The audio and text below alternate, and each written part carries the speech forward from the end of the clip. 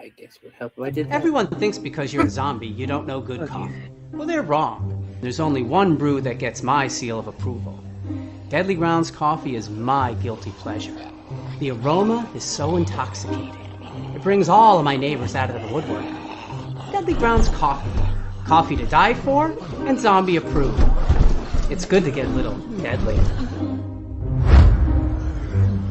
Use the front door! Oh, they're so disgusting.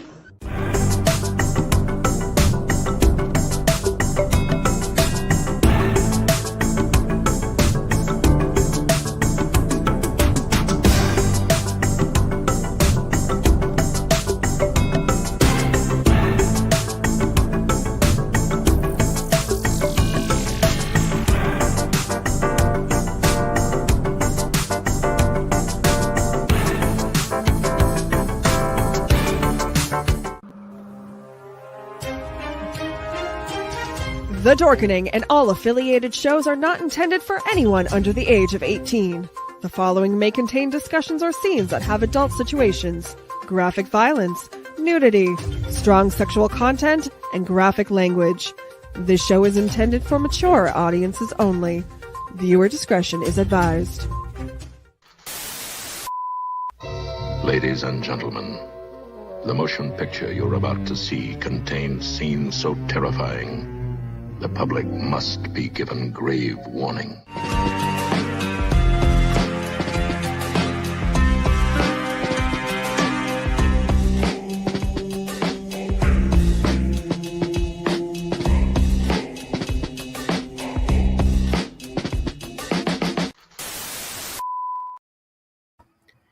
Hello and good afternoon. And welcome, everybody, to the Bloody Binge Movie Podcast. I am your host, Sewer Dweller, and joining me, as always, we have Friday. Hi. Am I the only one that dances to the beginning of our shows? Possibly. I'm not a dancer, though. Like, every time we've done TikToks for the haunt, they want me to dance, and I'm like, yeah, no. But, guys, this week, we are watching Sweatshop, a slasher movie from 2009, and I'll tell you right now, looking at the outfits of the people in this movie, it is well out of 2009.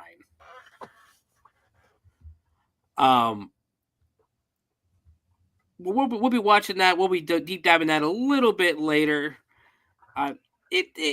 We'll get the reviews and everything like that, but I hope everybody's had a great week. I hope everybody enjoyed last week, our episode of Shivers, where we talked about romantic killers.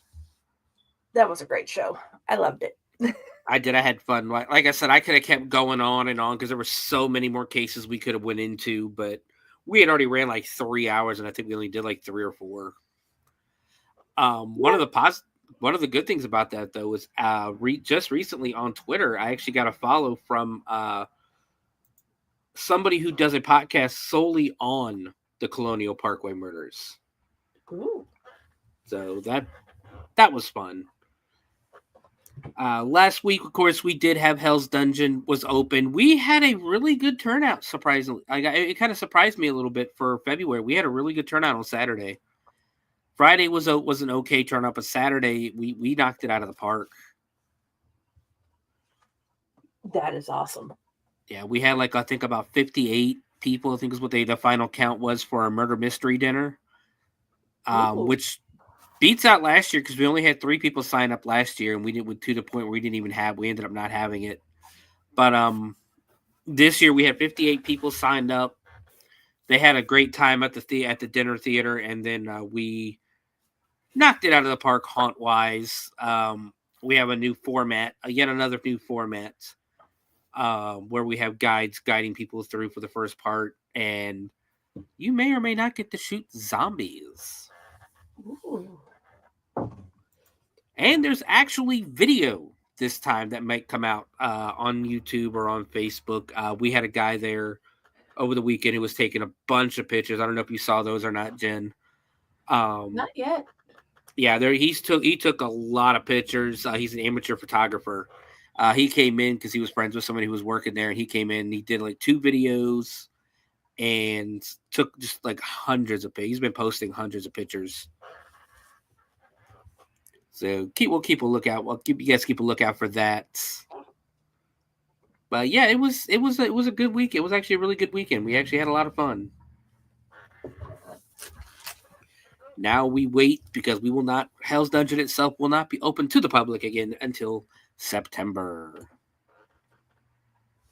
Which there are a few changes coming. I don't think too many major ones, but we do have a few changes coming throughout the year.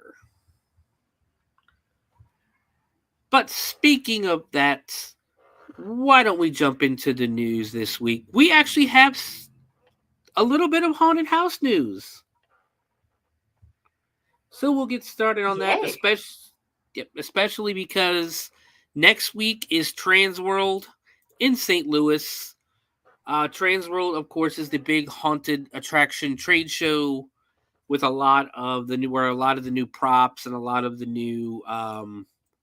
I gotta bring up my page because Transworld put something out, but it's a lot of new, like the props. There's a lot of seminars and things like that you can go do, like that'll help you start up your haunted house or get insurance and get the kind of stuff you need, how to train your actors and things like that.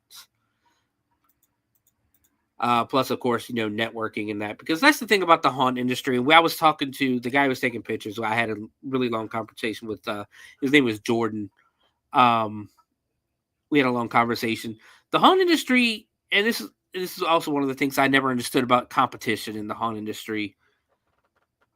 It's not an industry where people are only going to go to one haunt or one business.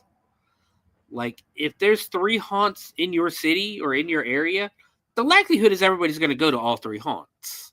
Or at least most of the people are going to go to all 3 haunts. So working together should be something that everybody is encouraged to do. Like, here in Ohio, it's Very really, much.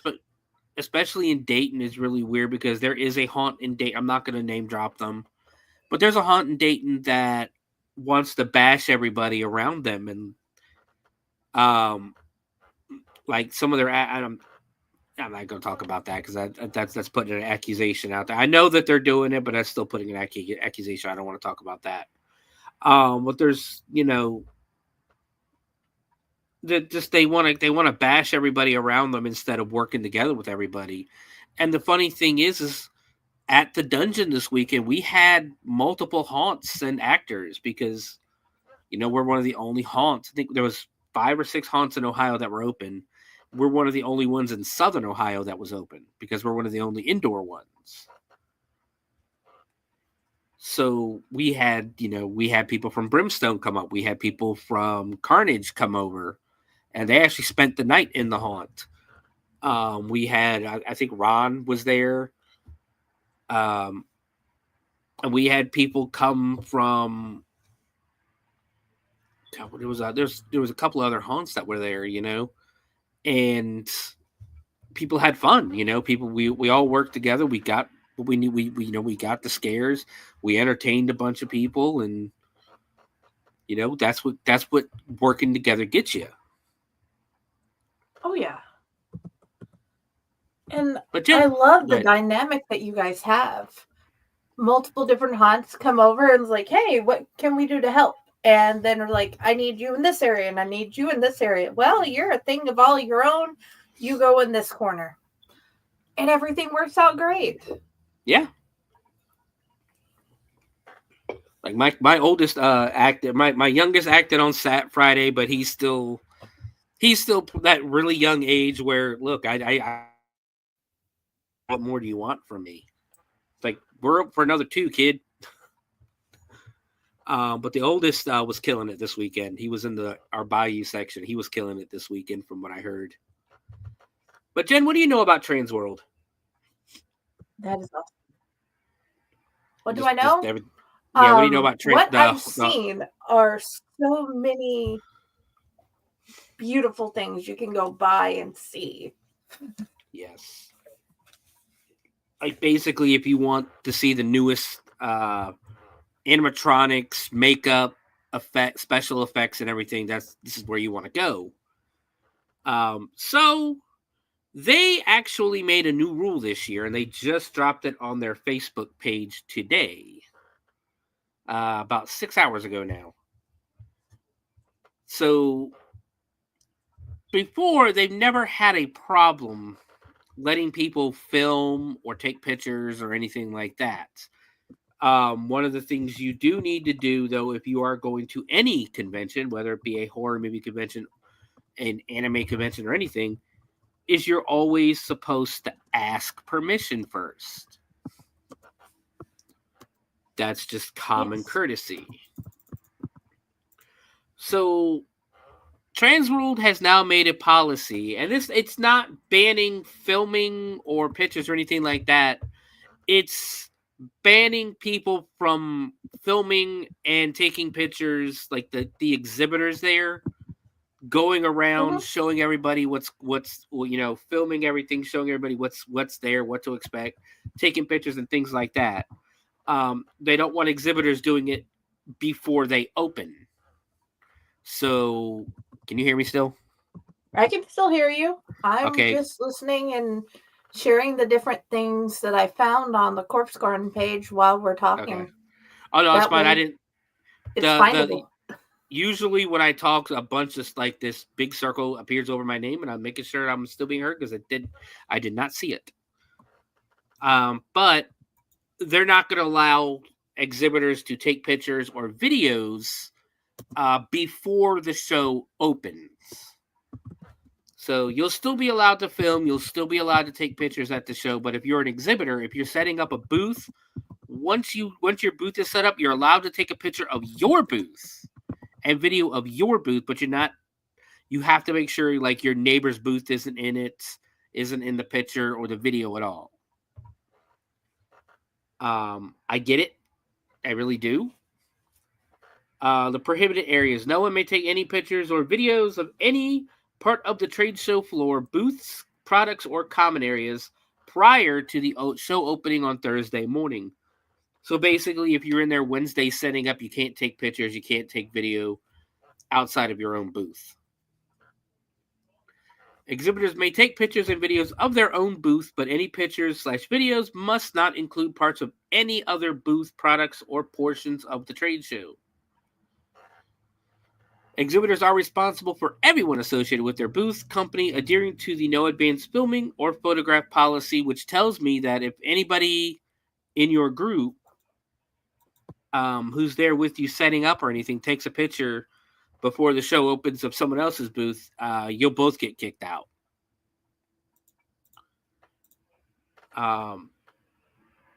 The prohibition includes photos and videos for personal use, including social media.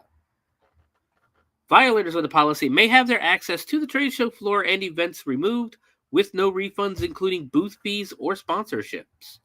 Repeat offenders may be denied access to future shows. Penalties imposed are at the sole discretion of management. Consequences and applicable regardless of when the violation of policy is discovered, including post-show media posts. So basically, if you're at the show, don't take pictures or videos of anything but your booth until Thursday afternoon when the show officially opens to the public.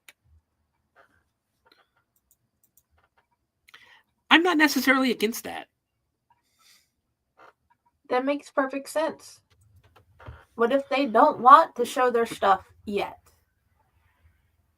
Yeah, well, exactly. Which is why they're doing this, is because they just they don't want people to see what the trade show floor looks like. They want that initial shock. Remember back in before smartphones and before social media, when you got excited to go to a convention or a show or something like that, and you got to basically walk in the building, and the first thing you see is the big stage if you're going to a concert, the wrestling ring if you're going to wrestling, or the you walk into a convention, all the people, all the tables, everything's set up, it's overwhelming, but it's awesome. It was a great feeling. Now people just go on social media and go, oh, that's what it's going to look like when I go there tomorrow.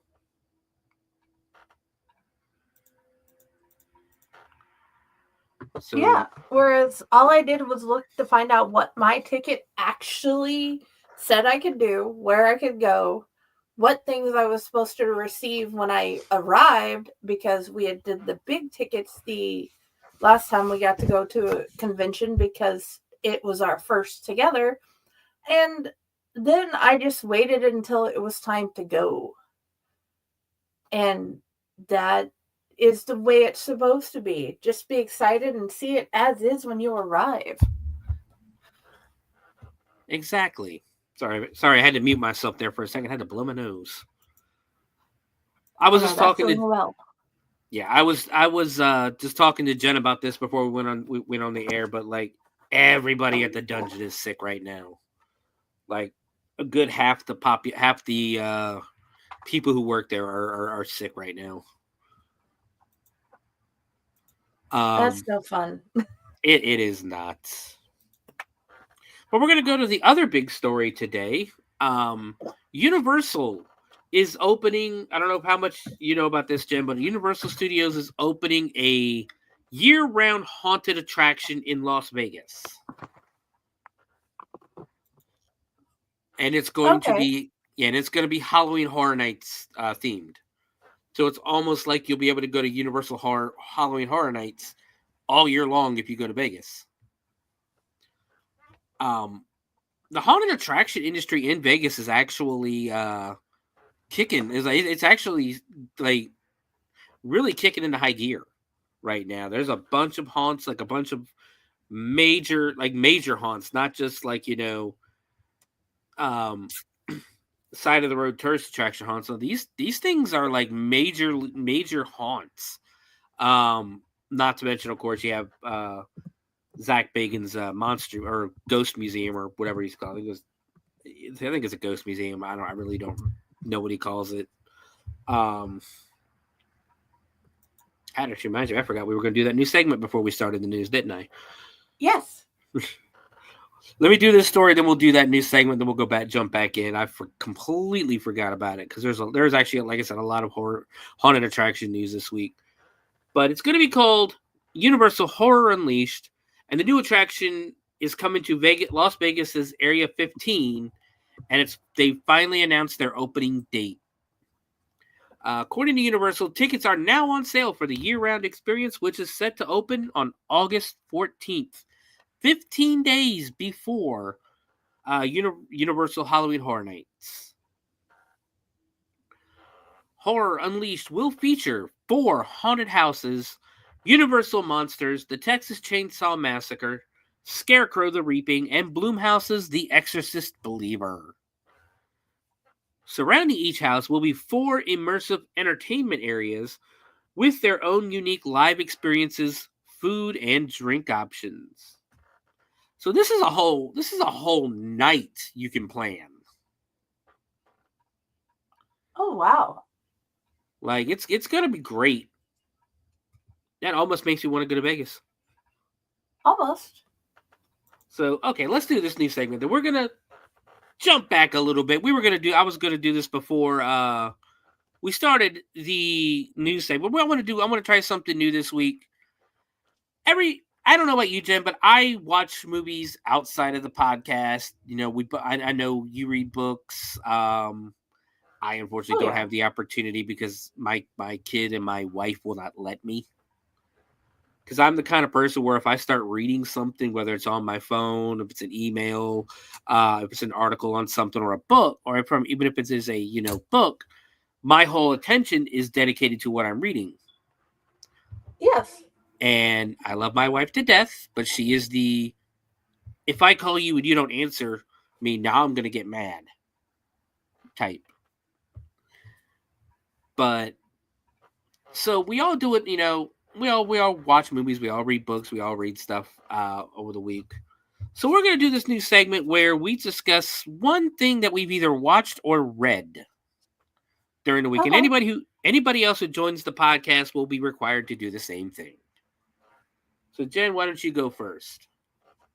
I watched the Ghost in the Shell, the new movie, and it had showed the Section 9 just as it was starting to become what it will be in the future. When I first started watching the series and movies when I was a teenager.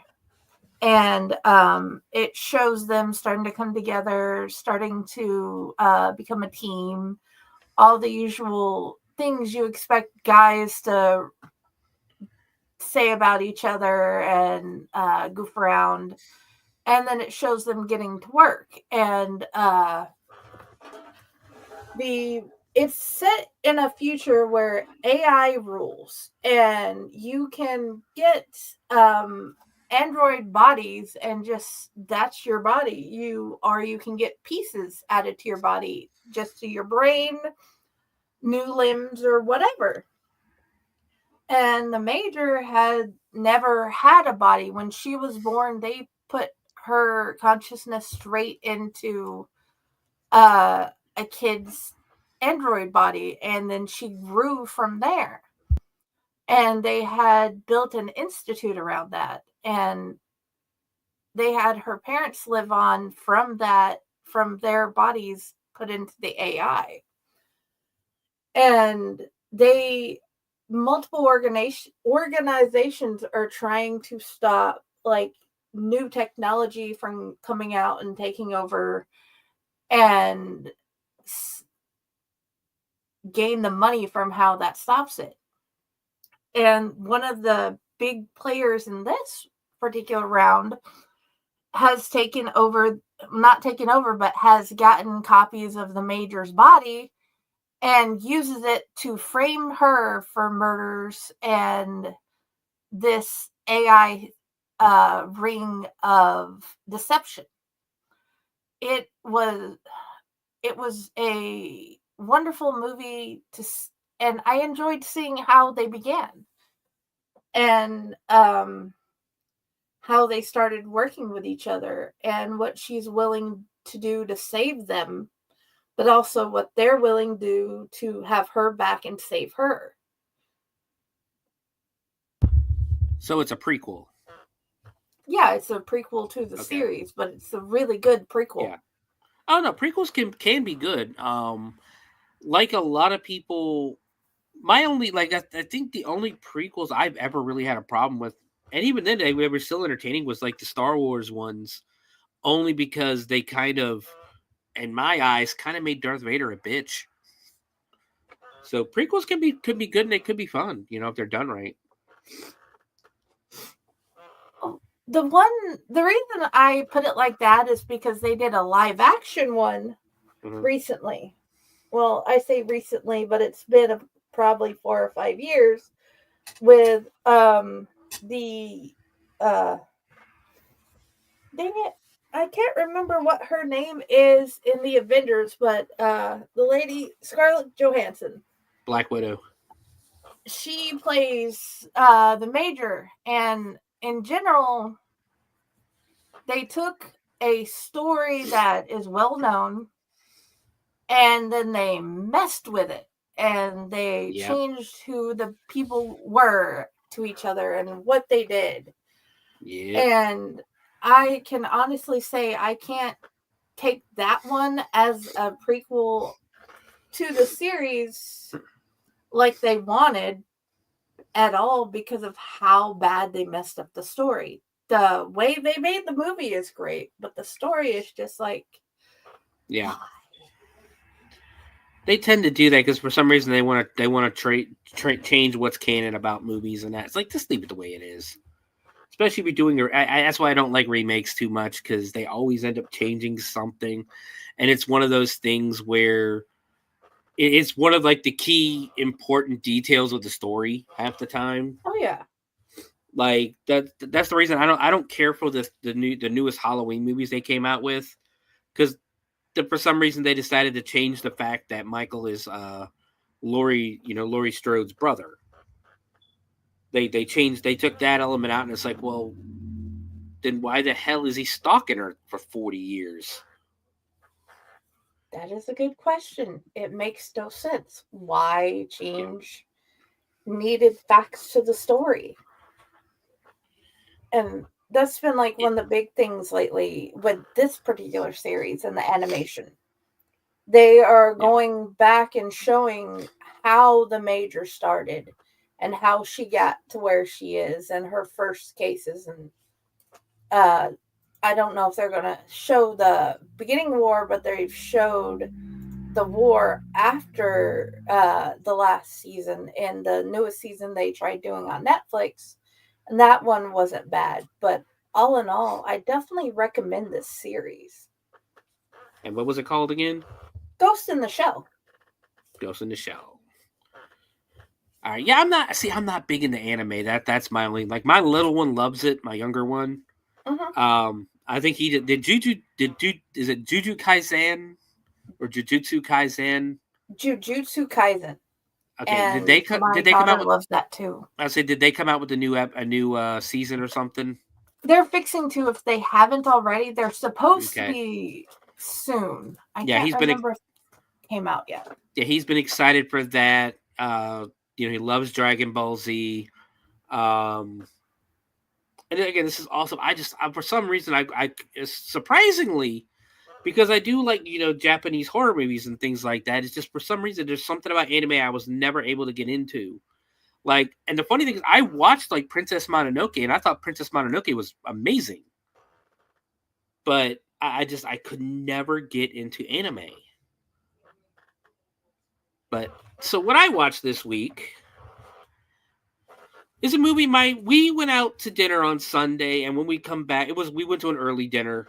When we came back, it was only like 7:30 or something. The wife was tired. We had just brought the oldest back to the house from the weekend of haunting. So she puts a horror movie. She puts a movie on YouTube.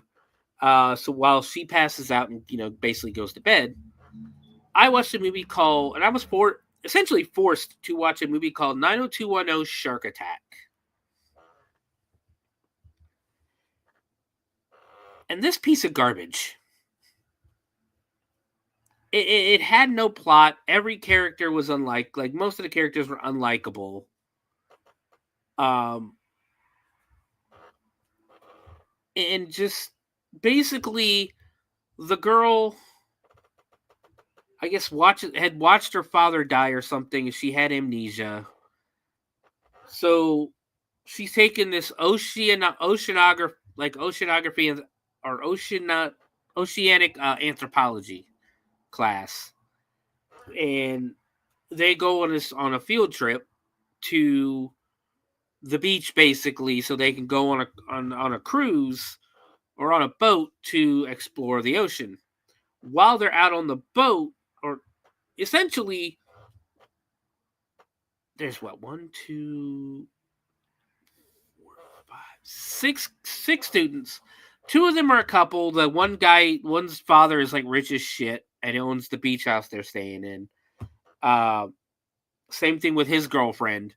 Then there is a nerdy girl, another guy who spends half the movie shirtless, like just swimming around with no, walking around, swimming around with no shirt on, and another nerdy guy.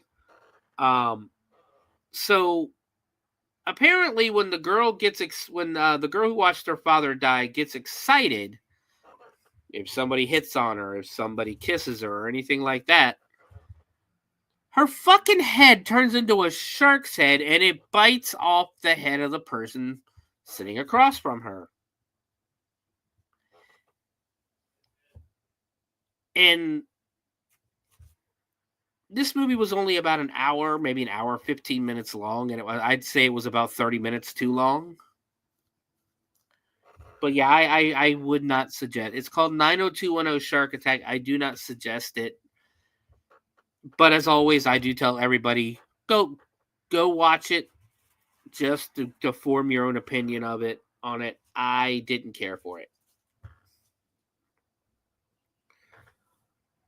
I know why they used the name, but I'm not sure if it was a good idea.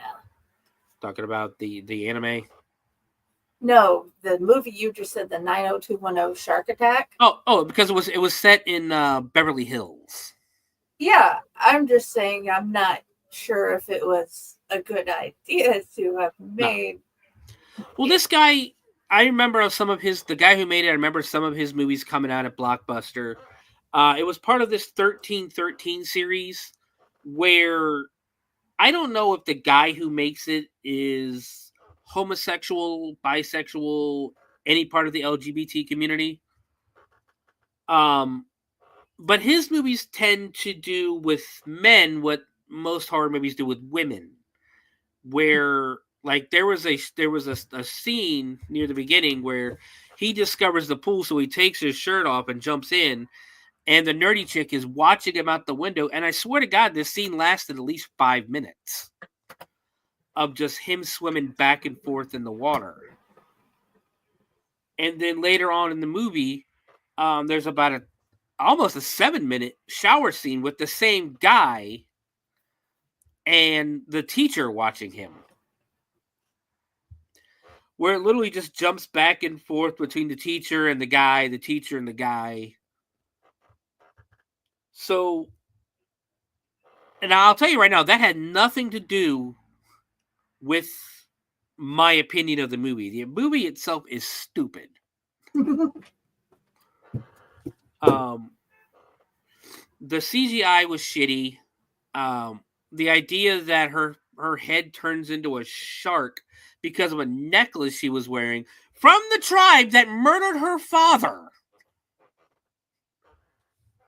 Just everything came out at once, and I'm at the end of the movie. Like I said, this movie could have been a 45-minute fucking movie, and everything would have been fine. But I was stuck for like an hour and 20 minutes almost watching this because we already started, and I'm not the kind of person to stop. I've only ever almost walked out of 2 movies, and that was The Spirit and The Village. M. Night Shyamalan's The Village. Okay. M. Night Shyamalan's The Village kind of pissed me off. I'm not going to lie. Signs did too a little bit, but I could get around Signs. The Village pissed me off.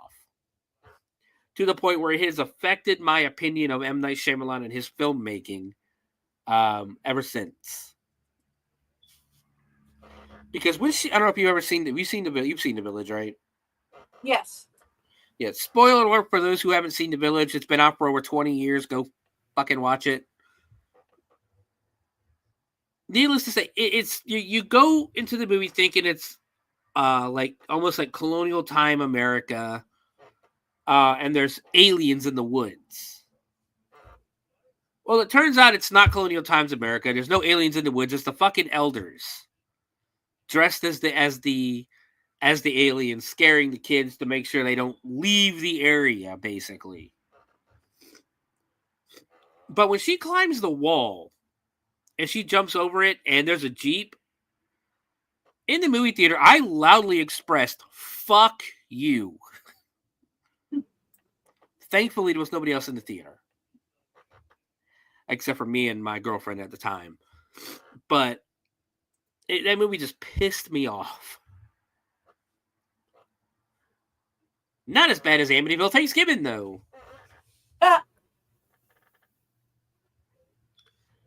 But let's jump back into the news segment real quick.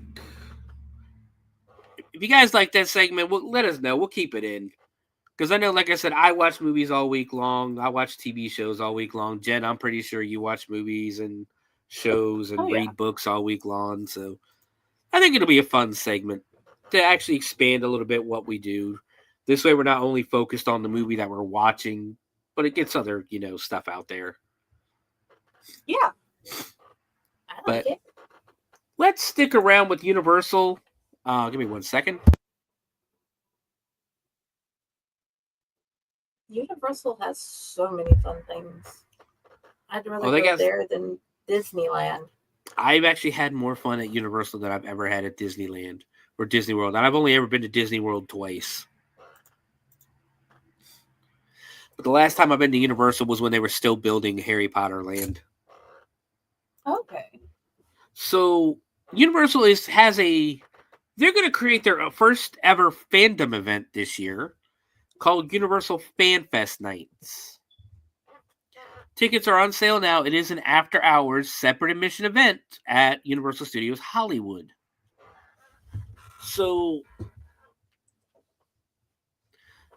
the new Universal Fan Fest nights will feature Harry Potter, Star Trek, Back to the Future, and Dungeons and Dragons. And they're going to run on select nights between April 25th and May 18th at the Hollywood Park. So the Star Trek one is called Star Trek Red Alert. It is a walkthrough attraction that will take visitors on a mission aboard the USS Enterprise from the Star Trek Picard television series. Visitors will be transported to the year 2403, where they will help prevent an interstellar threat by an otherworldly entity that wreaks havoc on the ship. Visitors will encounter Star Trek performers as they travel from the shuttle station to the ship, where they will pass through the sick bay, control room, turbo lift, and Enterprise bridge. Sorry about that. Had to sneeze. Before using a transporter pod to return to Earth. Making sure I come back on, so I had to sneeze. Like this is, I've only got like a sinus infection, and it's kicking my butt right now. And that sucks. Yes. So then we move on to Dungeons and Dragons: Secrets of Waterdeep. The Dungeons & Dragons Secrets of Waterdeep walkthrough attraction will bring visitors face to face with wizards, monsters, treasure hunters during FanFest. Visitors will join the Harper's spy network to help foil a plot by Xanathar the Beholder and save the city of Waterdeep during a quest to find a stolen MacGuffin. Visitors will encounter D&D performers as they travel through a chaotic marketplace, hidden tunnel, and illuminated passage before casting runes to determine their fate. Give me 1 second.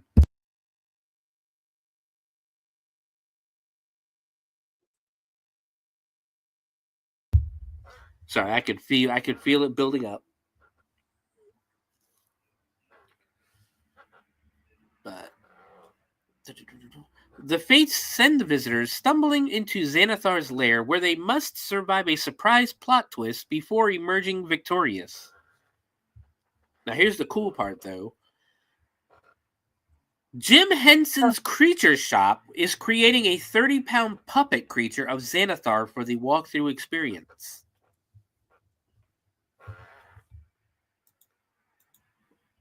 You are a Dungeons and Dragons player, Jen. What do you think about that?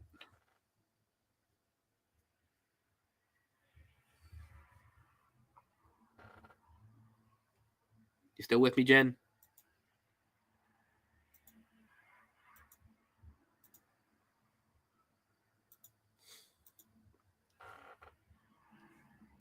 Jen may be having some technical problems. But I'm not a D&D guy, but that does sound pretty cool, though, in all honesty.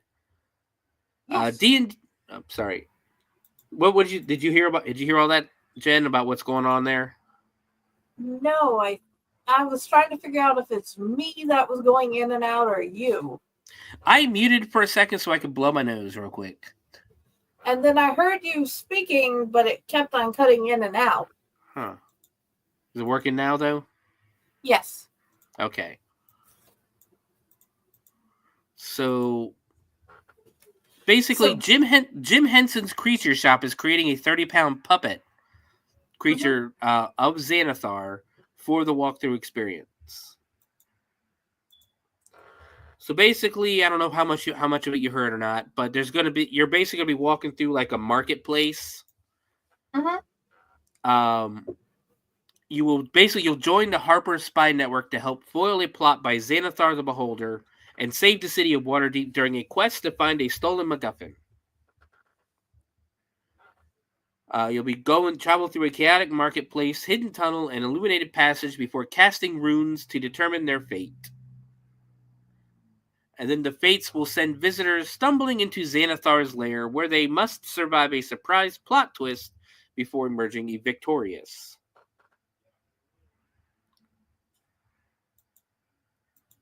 That sounds fun. I can see that. I'm not, like I said, I'm not a D&D guy, but that does sound fun.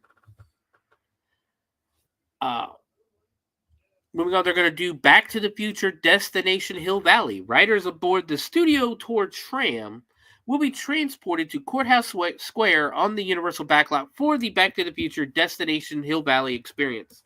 Now, when you ride the tram at Universal Hollywood, you do get to go to the actual filming location of Courthouse Square. It still stands. The backstory finds the tram reaching the speed of 88 miles per hour so riders can time travel back to 1955 where familiar scenes from the original Back to the Future film will be recreated. That just sounds awesome. Oh, yeah. Visitors arriving in Courthouse Square will hear Mr. Sandman playing in the background, watch gas station attendants breaking the song, and witness Marty McFly play guitar during the Enchantment Under the Sea dance. The highlight of the experience will be the clock tower lightning strike that sends Marty McFly back to the future several times a night in the DeLorean time machine. So apparently that's not all they're doing. One Piece Grand Pirate Gathering. The One Piece Grand Pirate Gathering fan zone will drop visitors into the adventures of Monkey D. Luffy and his Straw Hat Pirates from the Japanese manga series. I probably said that wrong. As they continue their quest to find a legendary treasure. Visitors will be able to pose for photo ops with One Piece characters. Is it Luffy? Luffy. Sanji, Usopp, and Nami and Zoro. From the hit anime series. My kid would be kicking my ass because I can't say the names right. Usopp. Yeah, they both kill us. Yeah, my kid does like the youngest one does like One Piece. But there's also going to be a Jujutsu Kaisen Hunger of the Cursed. The Jujutsu Kaisen Hunger of the Cursed film from the Cool Japan event at Universal Studios Japan will play in the DreamWorks Theater during FanFest. So basically, they're going to be showing a movie from Japan at the FanFest. So that'll be awesome. That just sounds like a bunch of fun waiting for you at Universal Hollywood this year.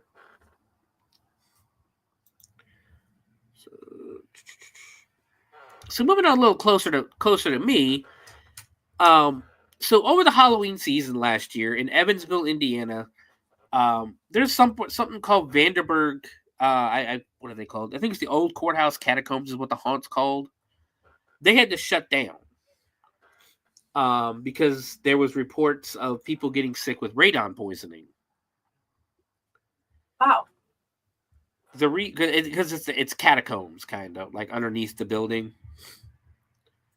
So for those who don't know, radon is a chemical that can possibly cause lung cancer.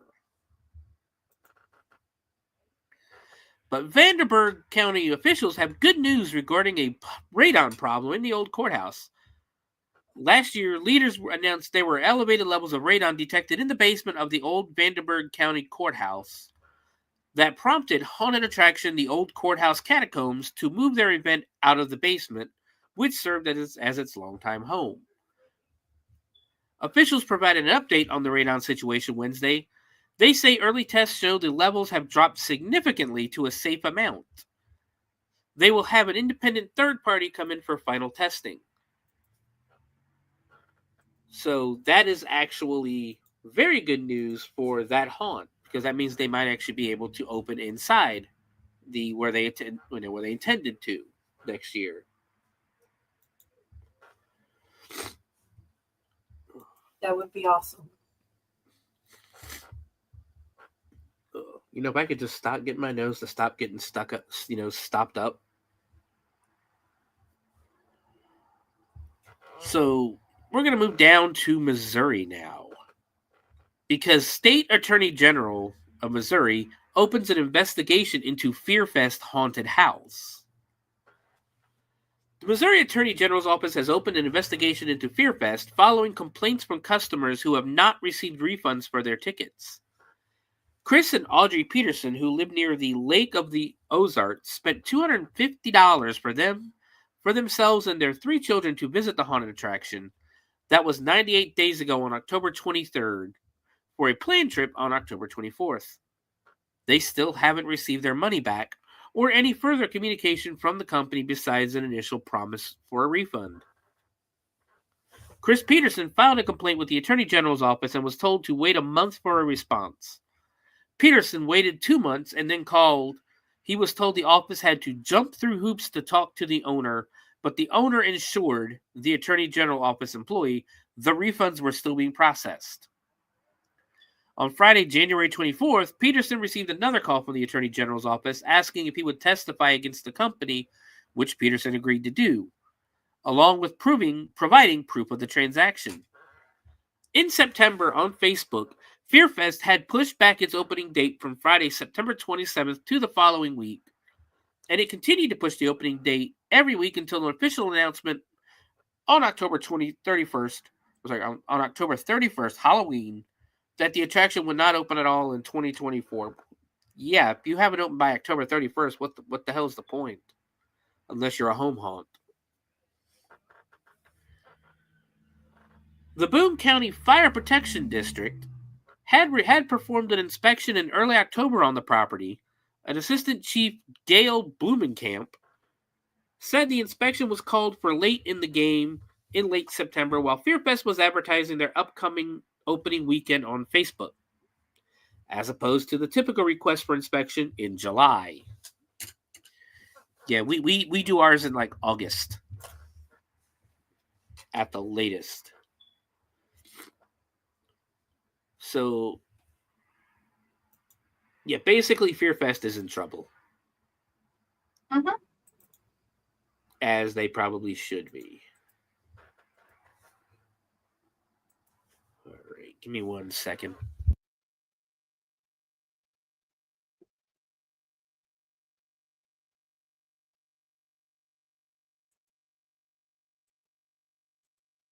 That dude, guys, when running a haunt, make sure you know what you're doing. And then if you need help making sure everything is running right, find a professional that can help you check it out. And don't wait till last minute to get the inspection ever. When you get it as early as you can without it messing you up, that way if something needs to be done, you have time to bring them back in.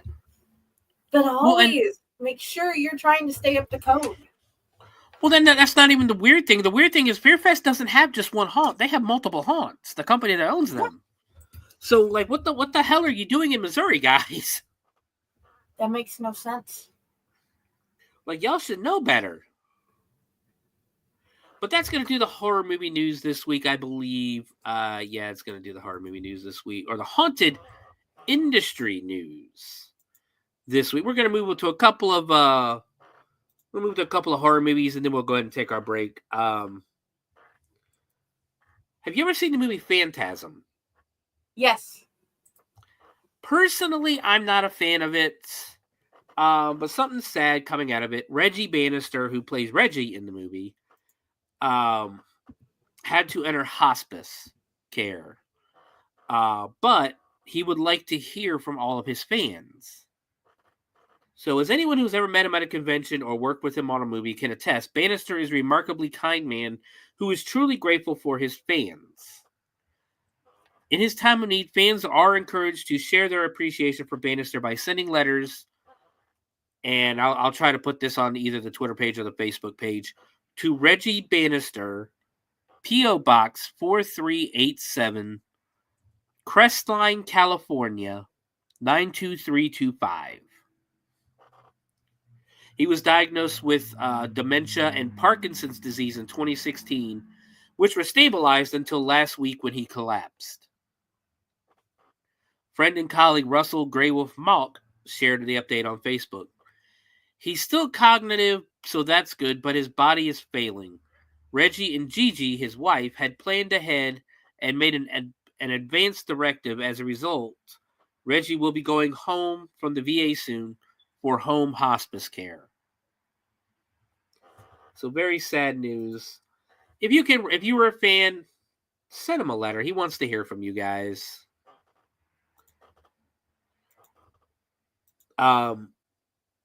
It's always sad, unfortunately, we are getting older.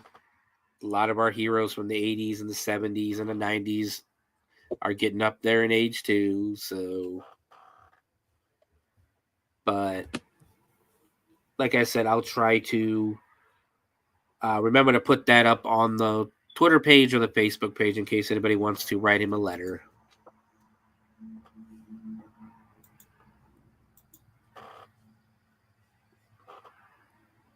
So that is sad. It is. I mean, I hate to hear it, especially what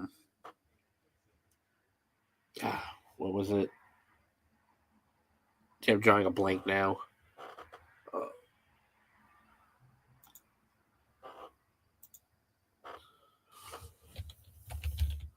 I got to bring the article back up because I can't think of the disease. Parkinson's or dementia? Dementia. That's the part. That's the one that's when it's hard to get around, especially if you're a family member and they forget you. It is so hard. Yeah, I mean, you work in the nursing industry, so you've seen. I'm pretty sure you've seen it firsthand how hard it can be for a family to. I've seen it as a family member and a medical professional. No matter which side you're on, especially if you're a family member, seeing that your grandmother no longer remembers you and she doesn't want to talk to you anymore, it's hard.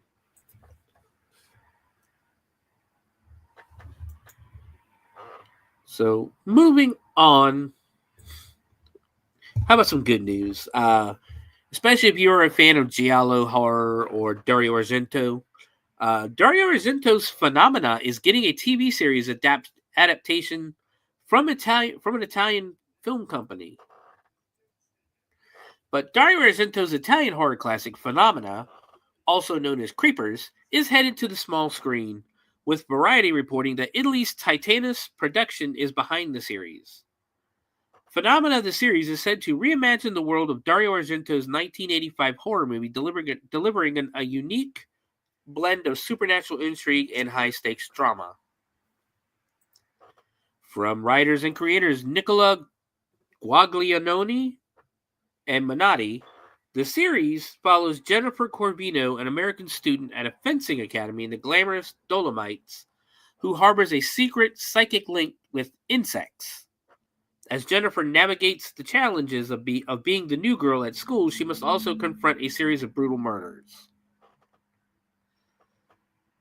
It was future Oscar winner Jennifer Connelly who played Jennifer Corvino in Argento's movie, with the film's cast also including Donald Pleasance, Daria Nicolodi, and Patrick Bacall.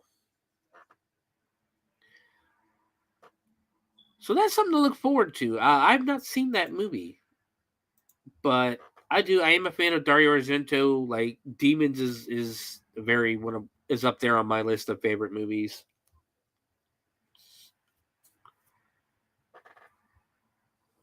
I don't know how familiar you are with Dario Argento, Jen. I don't know. That's the problem. Mostly giallo, like the Italian horror from the 80s. Demons is probably his most popular movie. Between that and God, I can't think of the name again. Good Lord, my mind is gone right now.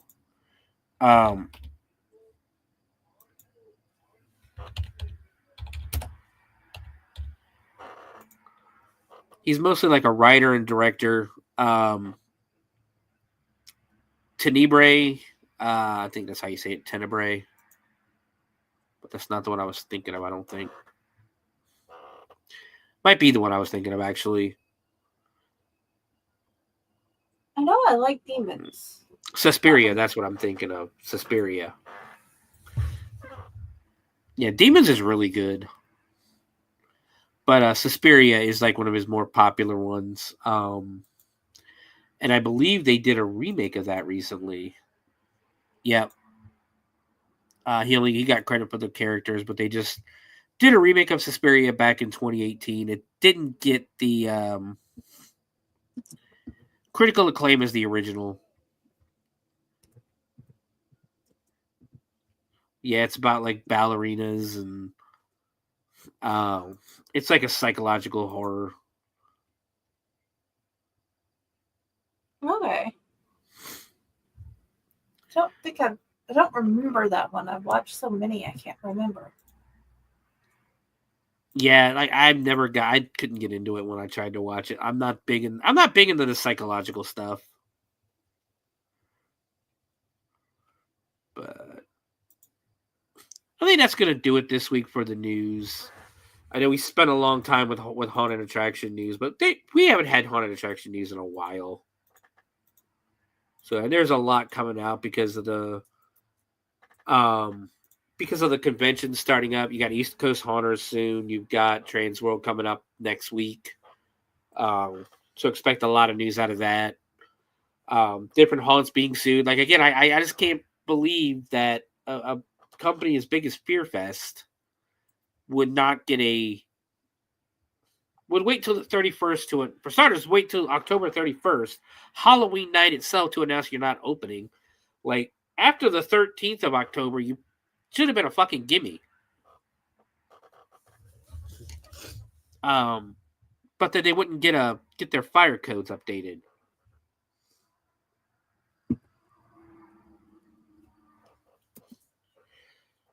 But guys, we're gonna go ahead. That just boggles my mind. Yeah, like especially a company that should know better. Oh yeah. But guys, we're gonna go ahead and we're gonna take our break real quick, and when we come back, we are gonna deep dive 2009's Sweatshop. Stick around.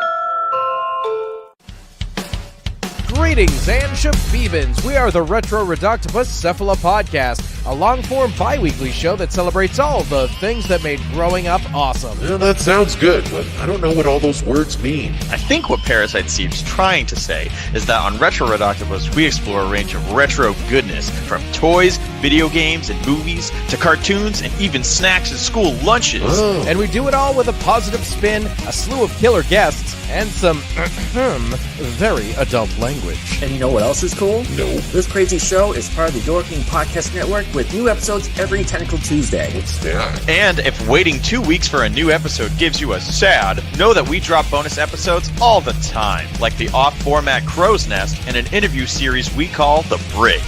You can listen to Retro Reductibus on Apple Podcasts, Spotify, Stitcher, or any app that's cool enough to carry the only show that celebrates all the things that make growing up awesome.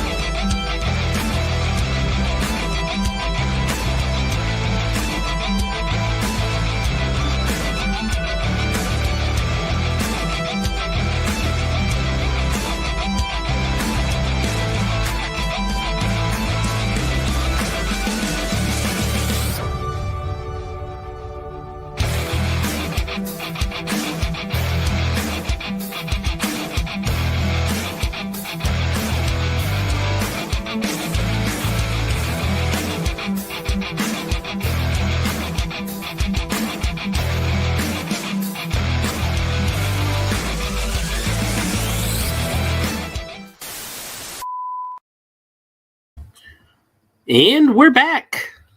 Yay. Welcome back to the Bloody Binge Movie Podcast. I am your host, Sewer Dweller, joined by Friday. So this week, we watched Sweatshop. It is I would say a slasher movie, kind of like a supernatural slasher, but I think it would be a slasher movie. It has all the tropes of it. I will say that the cast, from what I've seen, and the directors in it have not done much. It was written and directed by Stacey Davidson. This person's IMDb is so slim that they don't even tell us if it's a male or a female Stacey. Like, there is no information whatsoever. This person has more visual effects credits than anything else. They've only directed 3 movies. This is the second of the 3 that they've directed. The other person, Stacey, the writers are Stacey Davidson, as we just said, and a guy named Ted Gehogan. This guy actually has a picture on here. It has a lot more credits, including did I see this movie? I'm pretty. No, that's not the one I've seen. 2019's Satanic Panic. Brooklyn 45, We Are Still Here, Night of the Pumpkin, Disco Exorcist, Don't Wake the Dead. Okay, I have seen this, though. I think I've seen this. International Playboy's first movie, Ghouls Gone Wild. I think I've seen that one. Then the movie stars Ashley Kay as Charlie. She is the booker of whatever they're doing, because when we get into the movie, you'll realize they don't tell us much. But Jen, after watching this movie, what would you do if I told you the first thing she was ever in was a video called Sexual Harassment Workplace Issues? Fits. Does it, though? Well, the whole entire movie that I just watched was a mix between them ripping on each other and then that guy in the hat and glasses about near the end drunk. Wade. Yeah. Well, we'll talk about the review. We'll talk about the review at the end. Yeah, I'm just stating different parts. I haven't seen the movie you're talking about, but the name makes it fit. Oh no! It's literally a sexual harassment video, almost like one of those ones you watch when you're when you're first signing on to a company to work for them. So, we have Melanie Donahue, might be Donahue, who plays Jade, if you remember who any of these freaking people are in the movie. Peyton Wetzel as Scotty Boy. He's Mohawk is what I call him most of the movie. And I will say this, and I apologize to anybody with a Mohawk. I can tell you right now, I've known many people with Mohawks. None of them have been good people. That's just my experience with people with Mohawks. They've always been kind of not really bad people, but kind of like scumbags almost. And almost act exactly like this guy does. He's got 12 credits to his name, starting back in 2006 with After Sundown. He was in one of the witchcraft movies, Blood of the Chosen. He was in Witchcraft 13, Blood of the Chosen. Texas America, Closet Space, Psychic Experiment, which I have seen that one. I don't remember much about it, but I have seen Psychic Experiment. Devil's Gravestone, and Jacob. He has not been in anything since 2011. We have Danielle Jones, who plays Kim. She's the blonde with the glasses. Again, not much. Not really much different than Scotty was. Zulin playing Miko. Now, if you were alive in 2009, you remember the trend where girls would grow dreads and then put them in pigtails. And then, like, put ribbons or shit in their hair while they did that. I don't know if you remember that trend or not, Friday. Yes. That's exactly what this girl... That's why I'm sitting here saying, watching some of these people, I'm like, yeah, this is clearly 2009. But that's who Zulin plays. She plays Miko. She's probably got the longest list of movies. Going all the way back to 2004, she was also in the sexual harassment workplace issues video. Spirit Camp, The Final, Friday Night Lights. She was in the Friday Night Lights TV series for one episode. Boggy Creek, Lone Star, Killer Schoolgirls from Outer Space. Gotta look that one up. Cherry Bomb. I think I've heard of this movie. Is this the one where it's almost like Stacy's mom? Nope, something different. Mardi Gras Spring Break. Surprisingly, I have seen that. Knuckle Bones, which actually I've seen Knuckle Bones once, and that was actually pretty good. And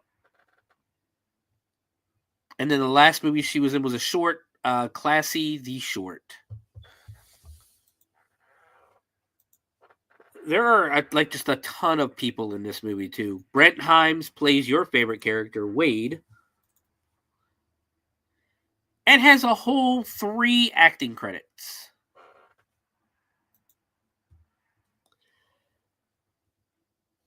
Yeah, like, all right. Nobody here really has like anything except for the guy who's in the movie for like a whole 5 seconds, I think. The guy who plays Ghost, Joe Lynch. 21 things he's been in. A lot of voiceover work for video games in that.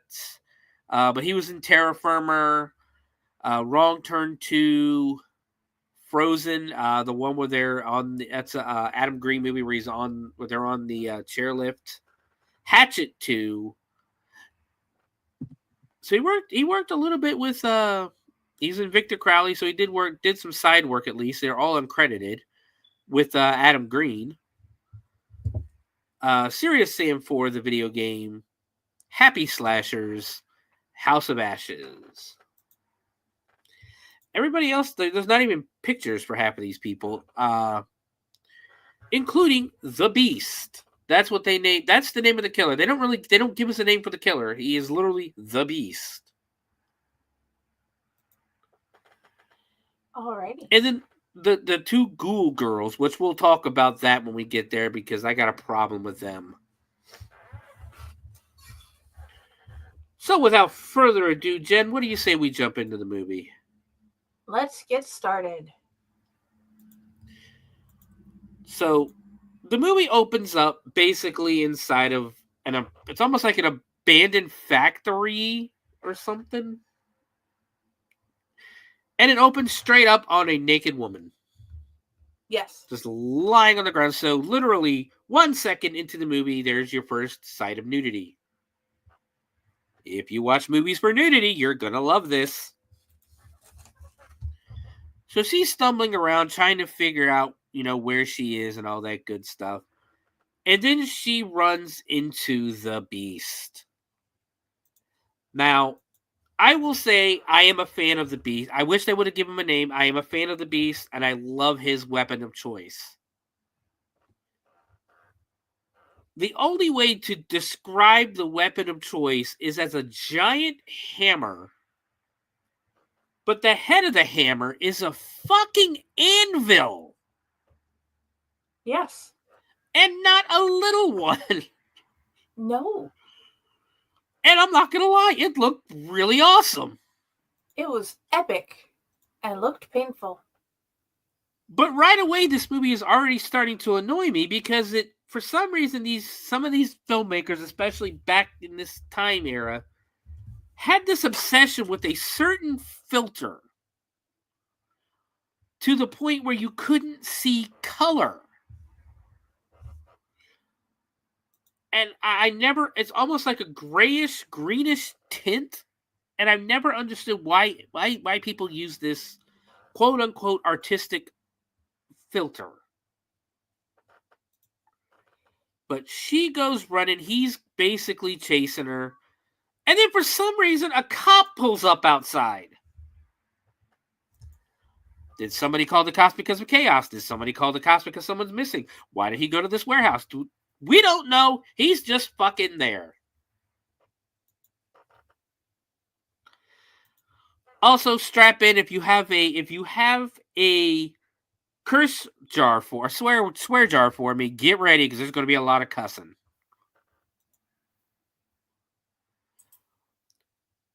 So, Jen, where did the cop come from? I don't know if he's supposed to patrol or if he's a rent-a-cop or what, but he could be a rent-a-cop because he has the cheapest freaking car I've ever seen in my life. It's obviously a police car. It's white. It's got the pusher on the front, like the bars on the front that they use to like push cars and that. Yes. But then he has this little cheap ass like light in his dashboard. So you might be right. It might be a rent-a-cop. But he just pulls up and decides to get out of the car. I don't know if he sees the car, these other cars there or not, and he's going to inspect. Again, we don't know. But we focus on him entering the building, looking around all these plastic sheets that are hung up. Again, she's still being chased.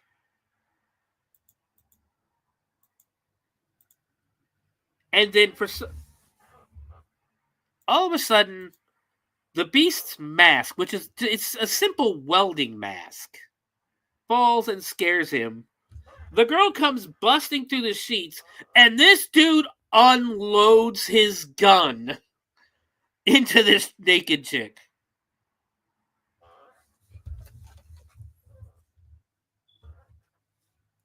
I laughed. I'm not going to lie. I laughed. My first thought was, well, you can't get any more unarmed than she is. No. Other than hacking off her arms. But yeah, like she just comes busting through the plastic sheeting, screaming help, and his answer is to unload his entire magazine into this girl. Now, the one thing I will say positive about this movie is the effects and the gore are great. They do a really good job with the special effects. Because they show her, like, her piece of her head blown off, and you can see her fucking brain as she's laying there. Yes. And this dude, like, she falls, like, to her knees and then falls over. That's when you see the brain. And this fucking cop realizes immediately, well, I just fucked up.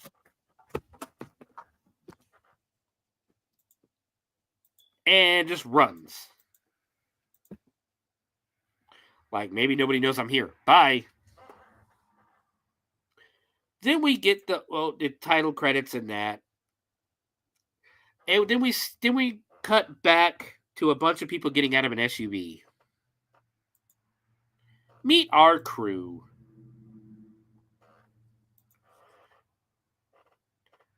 Now we find out that they're there to set up for a rave, I guess.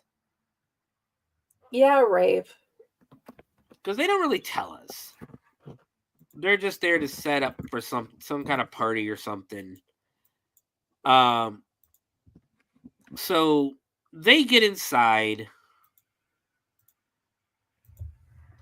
Charlie is the boss. She is...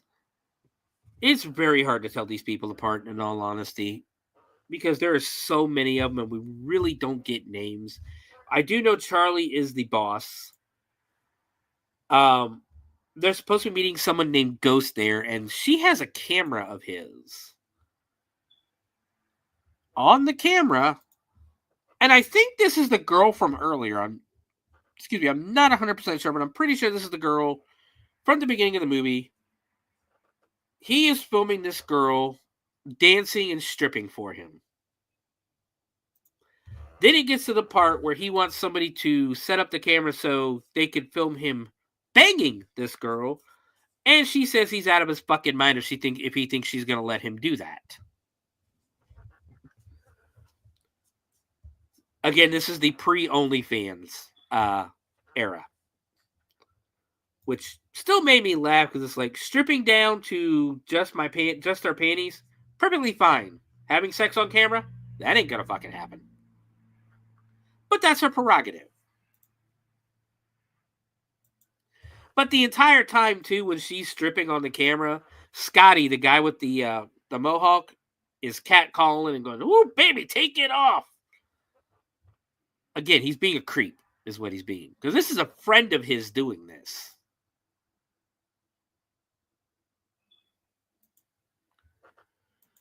I'm just not a fan of Scotty. No. And it also, this is the point where I've noticed that they only use that stupid filter part of the time. Like, they'll use it part of the time. They'll be just a regular camera, the another part, and then just back and forth and back and forth. So they're just there. Everybody's lighting up cigarettes and weed and shit. And they're just talking among each other. You have Lolly, who's supposedly a lesbian. And Scotty, being the creep that he is, he asks her, well, what kind of a lesbian are you? Are you the kind that likes just the pussy, or do you like the dick too? Which would not make her a lesbian, that would make her bisexual. Yes. So, Scotty, you're a creep. So again, it's just a bunch of shit talking and realizing how unlikable every single person of this group is. We then cut to Kim, who's walking around. I guess looking for a play. I think she's in charge of the lights. She's trying to put the lights up. So Scotty breaks out some liquor. He breaks out. It looks like it's just pretty. It looks like it's Jack. It's definitely whiskey, but it looks like it's Jack Daniels. Breaks out some cups. Charlie doesn't want anybody getting drunk, but of course she's going to take a shot anyways. The first shot is to nipples.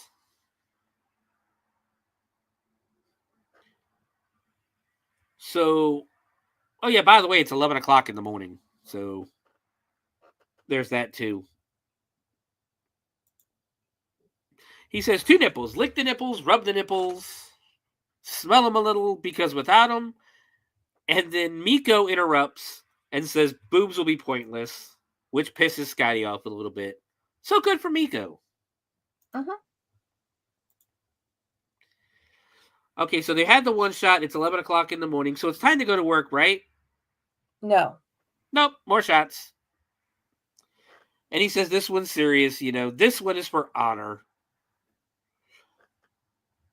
And then Lilo says if you can't come, hold on, let me go back a second.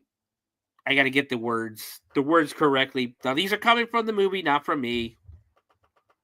But she says, I believe if you can't come in her, come on her. Mm-hmm. I'm pretty sure she did. Yes. And basically it goes on like this for another couple of minutes where everybody keeps interrupting Scotty because fuck Scotty. Until finally, one just says to money and they all take their shot. And then we see I believe, one of the Ghoul Girls. Now, these Ghoul Girls look like they're straight out of Evil Dead. Do you think I'm wrong about that one, Friday? Do they look like they're like just out of Evil Dead? No, they look like they're straight out of Evil Dead.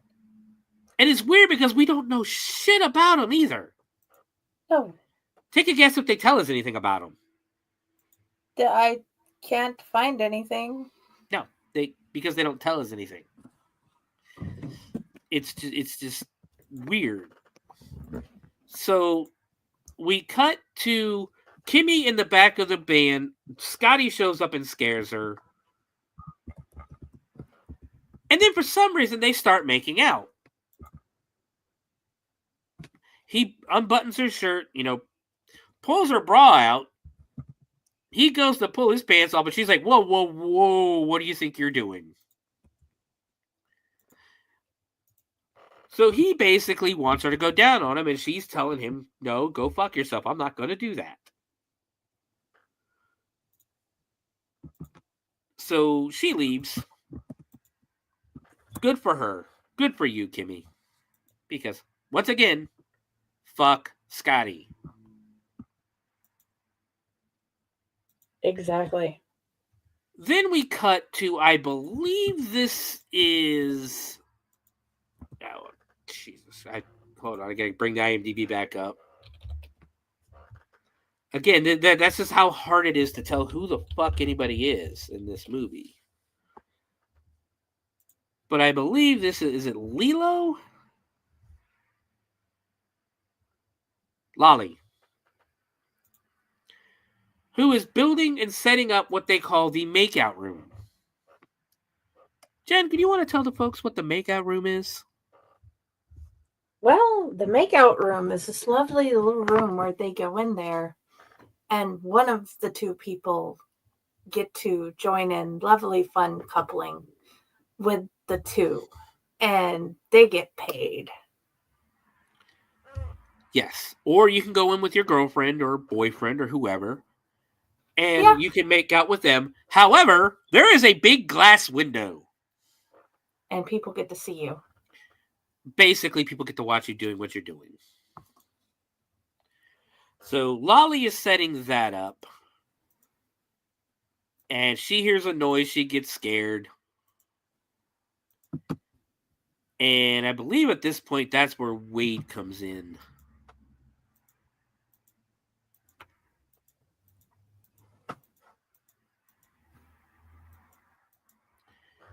I don't actually know. He's not in yet. But we cut over to Kimmy, who is climbing to the top of a ladder. Then we go back to Lolly. That's where Wade comes in, scaring her. And Wade, I don't even know who this other guy's name is, but Wade's employee. Is that Kenny, I think? I'm not sure. I don't know, but you'll learn that Wade is Scotty's brother, and he's about as big of a piece of shit as Scotty is. Because again, fuck Scotty. In certain aspects, I think Wade is bigger. He can be a bigger dick, yes. So we cut over to Kimmy again, who's setting up lights. Lolly's dancing. And I think that's Lolly. Wade's on the phone with somebody.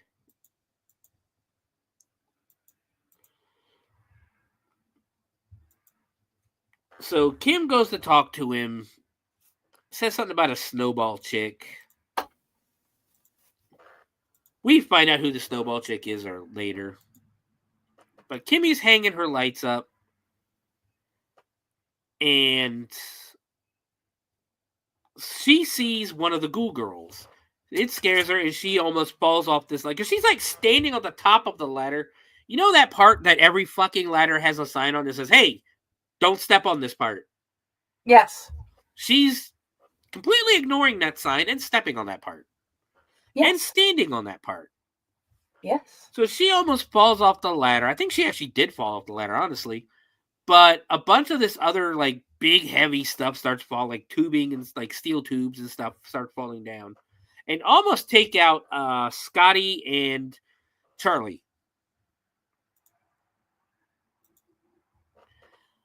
So then we cut to Kimmy sitting down in the chair. You know, she's scared. She's shaking a little bit. Basically drinking. It's in a Sprite bottle, but they say it's water. Scotty goes, "You ain't, nah, this ain't the time to be drinking that." And he hands her a beer. They go through a little bit. Really, nothing's happening still. We get more dancing with Lolly and Miko and that. And then Wade shows up. Apparently, Wade is looking for Jade. Because at some point they hooked up at a different show. And he's looking for her. But he runs into Lolly, who immediately takes her shirt off. And needless to say, Wade and Lolly get down. Again, I'm not understanding this. Because at some point, Jade does walk in and see them and gets upset.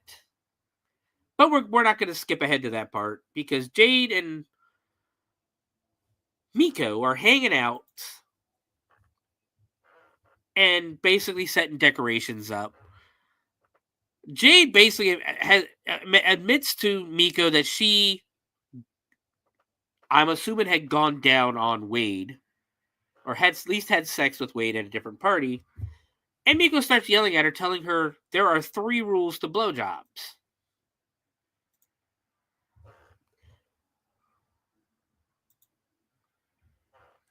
One is I believe it's not something to do on a whim.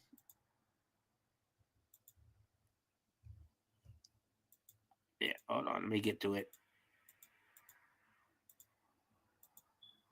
There are 3 cardinal rules about the blowjob. 1, thou shalt not suck on the first date. Rule number 2, thou shalt not suck for libation. And rule number 3 is we don't swallow. Again, guys, this is an adult podcast. Do not let your kids be listening to this. I am literally repeating what the movie is saying. No, my kids are watching something else entirely. Yes.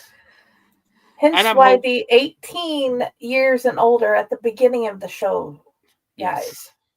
Yeah, please listen to that, especially when it comes to our horror movie podcasts, because we have no control of what the movies are about. We don't even know what the movies are about until we watch them half the time. Some of the time, yes. So Jade walks over, and looks through the glass and sees Wade going to town on Jade, or on Lilo. And now Jade's upset for some reason. Again, fuck Wade. But you're getting really blatant shots of everything Lilo's doing. Yes. Or everything Lilo has. So Lilo, and this is what I didn't understand. Lilo sees Jade in the window and starts going overboard with the oh yes, and that, and looks right at her, and then pisses Jade off. It's like, wait, does Lilo have a problem with Jade? By the looks of it, yes. That nobody has talked about? Because it's one of them scenes where she's like screwing her man to get back at her for something. And it's just weird because like there is no interaction before this scene. So Wade doesn't get to finish before Lilo kicks him out. Lilo lights up a cigarette. The Ghoul Girls show up. And the Beast. I believe Ghoul Girl it's just the Ghoul Girls at this point. They start attacking Lilo strangling her, like smacking her head in that. Then the Beast slowly walks in, and it looks awesome. Again, the costume isn't very but he's such a big fucking dude that it's very intimidating. So he walks up, dragging his hammer behind him, starts ripping out her intestines, grabs her fucking jaw, and rips the bottom of her jaw off of her face, and it looks awesome. I mean, it shows the tearing and everything. So this is technically, I guess, our second kill, but with this being our first visual kill, Jen, what did you think? It was a beautiful kill, and it set it up that we may get something better. Yeah, it was just him ripping her fucking jaw off looked awesome. And she's not the first one he did it to. No. So, and then we keep going back and forth between like his view out of the it's like a red tinted view out of the eye hole of the welding mask, and he just keeps ripping her apart. Then we cut to Jade walking by. They ask if he's seen Wade. She calls him a son of a bitch, which I think is still too tame. Charlie goes chasing after her to calm her down, and that it's again really nothing's happening. Nothing that contributes to the story, let's put it that way. And then they realize they can't find Lolly either. So Kimmy decides to go looking for Lolly. And guess who she runs into? Our favorite person? The Goo Girls. The Goo Girls take her and essentially kidnap her. Yes. Now I remember. But they look so cool, though. They do, but it's... Again, it's something... to me, they're just straight out of Evil Dead. Like, they're Deadites. Yeah, he has his own Deadites and his own way of killing. And it's almost like it's a mix of Evil Dead and Silent Hill. To a point, yeah. Because the way he kills is almost like Pyramid Head. But then he has his Deadites. It's one of those I don't fully get, but it's interesting. There needs to be more lore to this world. So Wade finally shows back up. He trips over a pipe or something, and he starts yelling at Kenny, who apparently he's paying to be there. We then cut to Kimmy, who is now tied to a table with barbed wire, but on the table's built very badly. It looks like, or very like shabbily, not really badly, but shabbily, with these 4 2x4s that she's laying on. That comes into play. So she's screaming, she's struggling, and the Beast walks in. He takes the barbed wire off of her hands, and the whole time there's techno music in the back, right? He grabs a pair of hedge clippers and starts cutting her fingers off, which is very gnarly to me. That was kind of me watching it. Yeah. And he gets some kind of like orgasmic pleasure every time he cuts one off and hears her screaming.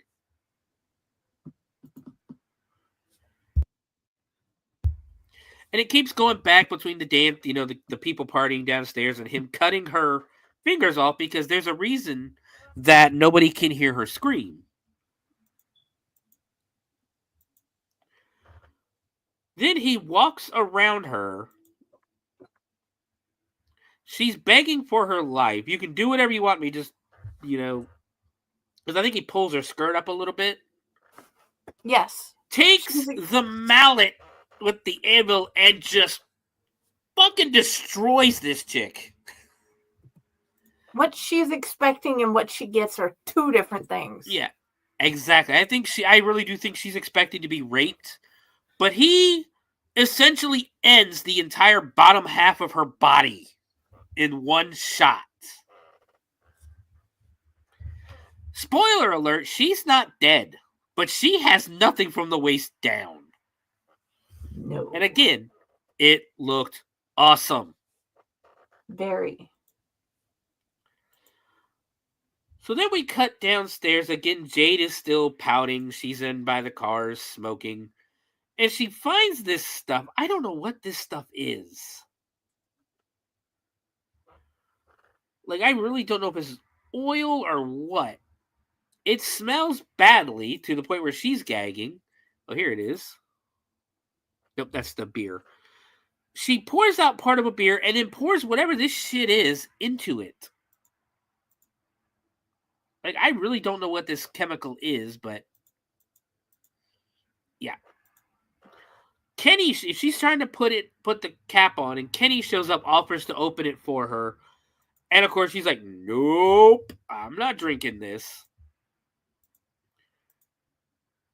So these two start basically bonding a little bit. They're bonding over their hatred for Wade.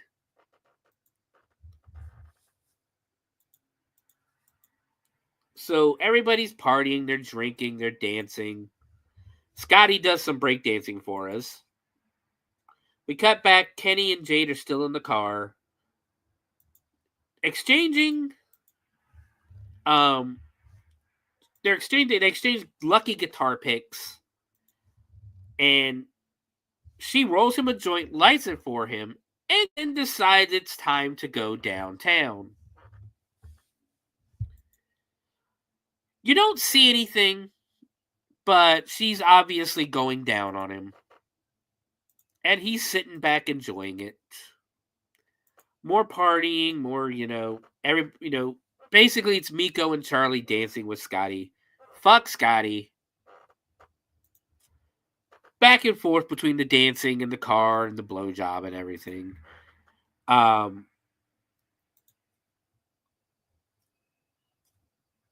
So what are your thoughts on the movie so far? We're about halfway through. I get bored at various parts of the movie, and I just had hoped that Mr. Hammer Guy would take care of Scotty earlier. The Beast.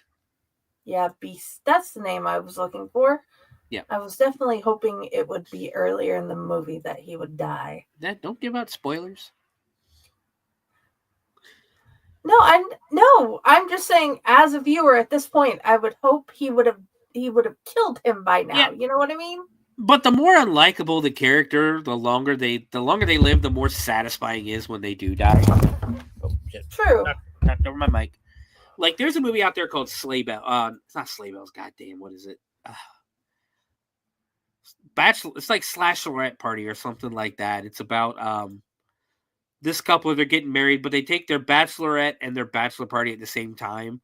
And the guy who's getting married to the chick is so fucking unlikable. Like, you're like, I wish I was part of this party just so I could go beat that guy's ass. I really I'm surprised that the actor playing the husband doesn't get randomly punched in the street because of how big of a douchebag he is in that movie. But he doesn't get killed. He lives. So, again, we hear the muffled scream, we get muffled music, Kenny's getting his thing, getting his blowjob, smoking weed. He decides he wants the beer, so he reaches out and grabs one.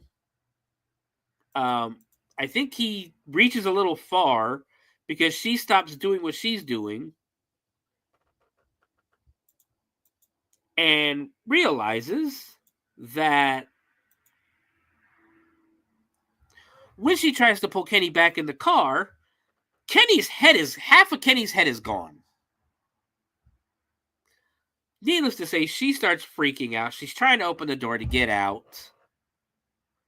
It's not opening. Then the ghoul girls show up and start, coming in. They come in through the sky roof, come in through the open window, by the way. trying to grab her. She gets away, opens the driver's side door, puts her hand like right in the neck stump, slips on his scalp, which is on the ground, and is still she's still trying to get away. The Goo Girls are pulling her under the car. You know, it's just a chaotic scene. She's fighting off the Goo Girls. Nobody can hear her scream because, again, the music. She's running away. She's fighting off. She's doing the whole climbing up the stairs, kicking behind her shit. Can you hear me now? Yes, I can hear you. I couldn't hear you earlier. What's the last thing you heard me say? Because apparently my mic was off. Kicking behind her as she's going up the stairs. My mic fell again. I was making sure because it was off. As she gets up the stairs, the Beast is waiting for her, grabs her by her throat, and just like basically starts slamming her head against every fucking wall in the building. Choking her, slamming her head. You know, this lasts for a little bit actually. Throws her down, and they're almost in like one of those cage elevators, so it's almost like a cage match. She's trying to open the elevator door to get out. Her head is like right against the metal. The Beast picks up his hammer and fucking slams it against her head, and her head just disintegrates. Again, if you're a gore hound, this looks awesome. Yes, it does. We cut back to Kimmy, who we now learn is not dead. She's drooling, she's bleeding, but she's not dead.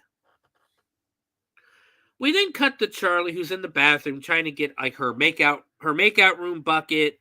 She's got the tickets and everything, the money box. And then we see, and this guy was actually a bigger character than I've given him credit for most of the movie. He actually liked this. This is like the one likable person in the movie, and that's Enix.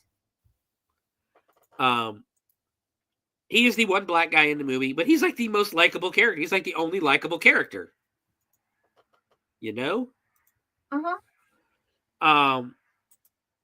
And he basically realized he's calling Charlie out because he didn't apparently it took him a while to figure out that Charlie was actually a pimp, and she's whoring out Miko and Leela and Lolly.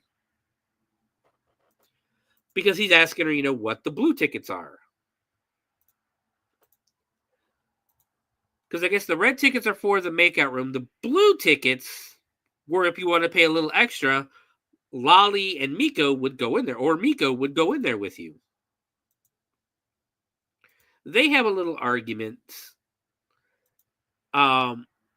We now cut to Scotty, who is getting oral sex from Miko. Then she wants him to return the favor, and he's like, no, I don't do that. And she essentially does the whole, like, hell you don't. So she challenges him to a drink-off, where they're going to both chug a bottle of beer, and whoever chugs it first, if she beats him, if she finishes the beer before him, he's got to go down on her. If not, we really don't hear what she has to do.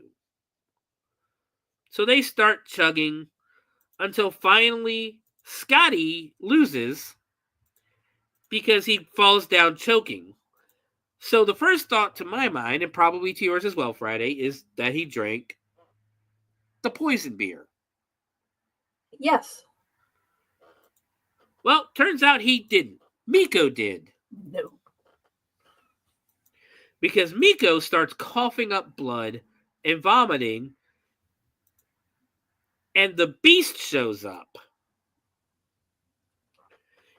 Scotty's trying to help her. He sees the Beast, like he's trying to drag her out. He sees the Beast and immediately throws Miko at the Beast. Because fuck Scotty. Yes. So she coughs up blood on him. He brings his hammer down on her and folds her in fucking half, covering Scotty with blood. And we see, you see all of her insides, you see her ribs and everything. Again, the special effects in this movie are amazing.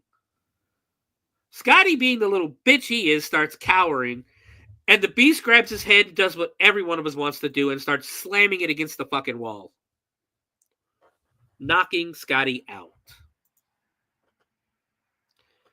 Were you cheering at this point, Jen? I was just very happy at this point. I was just like, finally, he got what he deserved. And in reality, he's only got an ass whooping so far.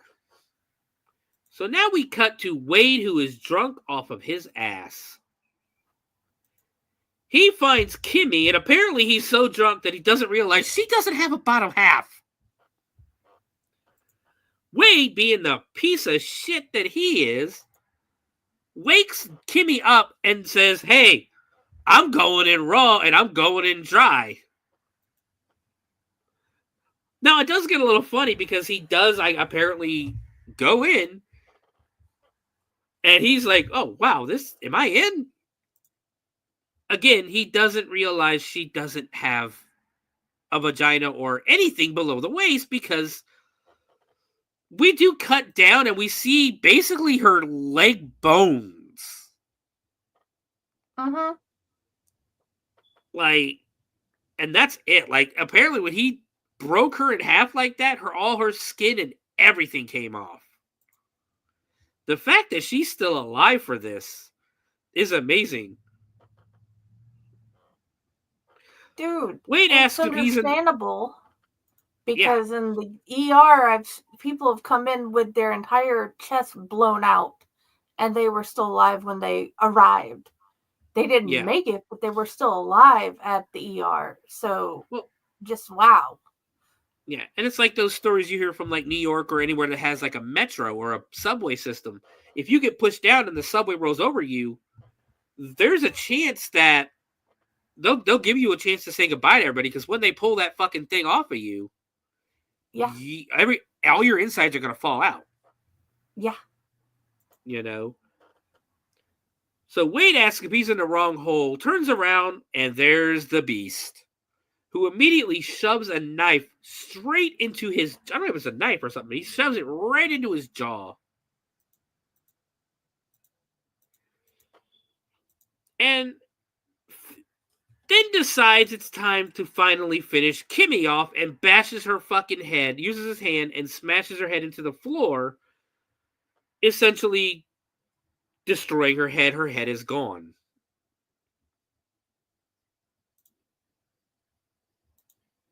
We cut to Charlie, who apparently is now saying, fuck the homeless, fuck everybody. This is all for me. Her and Enix are walking around the facility, and they start almost like they find a bunch of cars. They find Ghost's car. And then apparently they find Charlie's car, who Ghost apparently borrowed her car. Again, we don't find out until this very moment. They find the disco ball that they were looking for at the beginning, and it's covered in blood. Now they start finding all the bodies. Slowly but surely. They start screaming, they go running. Then the ghoul girls show up and start stalking them. They escape, kinda, sorta, but who happens behind Enix but the beast with the hedge clippers that he shoves through his neck? Now, I watched this last night with the wife, or she watched half of it with me after she got home from work. So the first thing I said when he starts walking out with the hedge clippers in the back of his neck, the beast has to come out and open those hedge clippers. What does the beast do, Jen? I can't remember this part because Monster happened. He walks out and opens the hedge clippers, literally dismembering decapitating Enix's head from his body. Oh. And again, it looked awesome.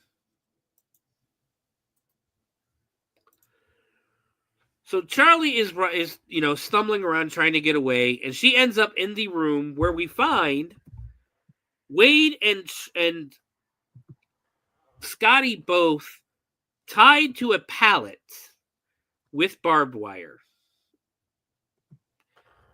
She's trying to wake them both up, and Beastus comes in and shoves a screwdriver through her hand, trapping her to the boards now. So now she's trapped, Wade's trapped, and Scotty's trapped. Wade says he doesn't deserve this because he has kids, and Scotty's like, he's bullshitting. He don't have no kids. Scotty, Wade says, yeah, dude. Scotty says his marriage is in the toilet. They're both basically arguing back and forth. Until finally, when the Beast leaves or goes and stands for a second. He's going. No, that's what he's doing. He cuts off Wade's dick and balls. As he's going to prepare something, Scotty and Wade both basically have a heart-to-heart. Wade tells Scotty that he loves him. And did you see this part, Jen? I don't know. What did he say? Wade tells Scotty he loves him, and Scotty's basically like, hey, Snowball chick we were talking about earlier, that all the, this story that I keep telling you about? Yeah, that was your fucking wife. Scotty had sex with Wade's wife, but Scotty says he didn't have sex with her, that they only made out for about 4 hours. She went down on him, and then he fucked her in the ass. So he tried to Bill Clinton it. Yes. Yeah.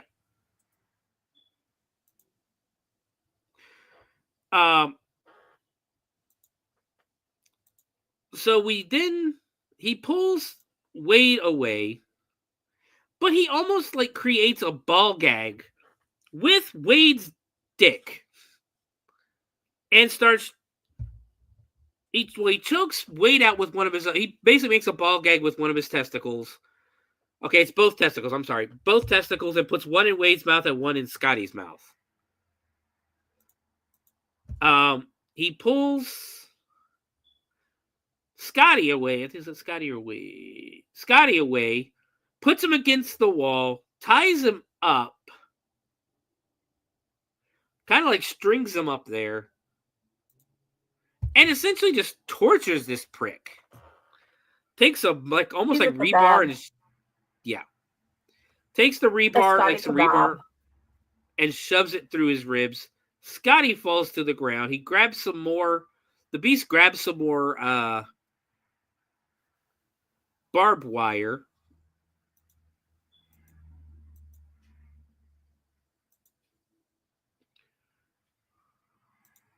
Hold on. Yeah, because he stabs him with the rebar and pulls it out almost. He falls down.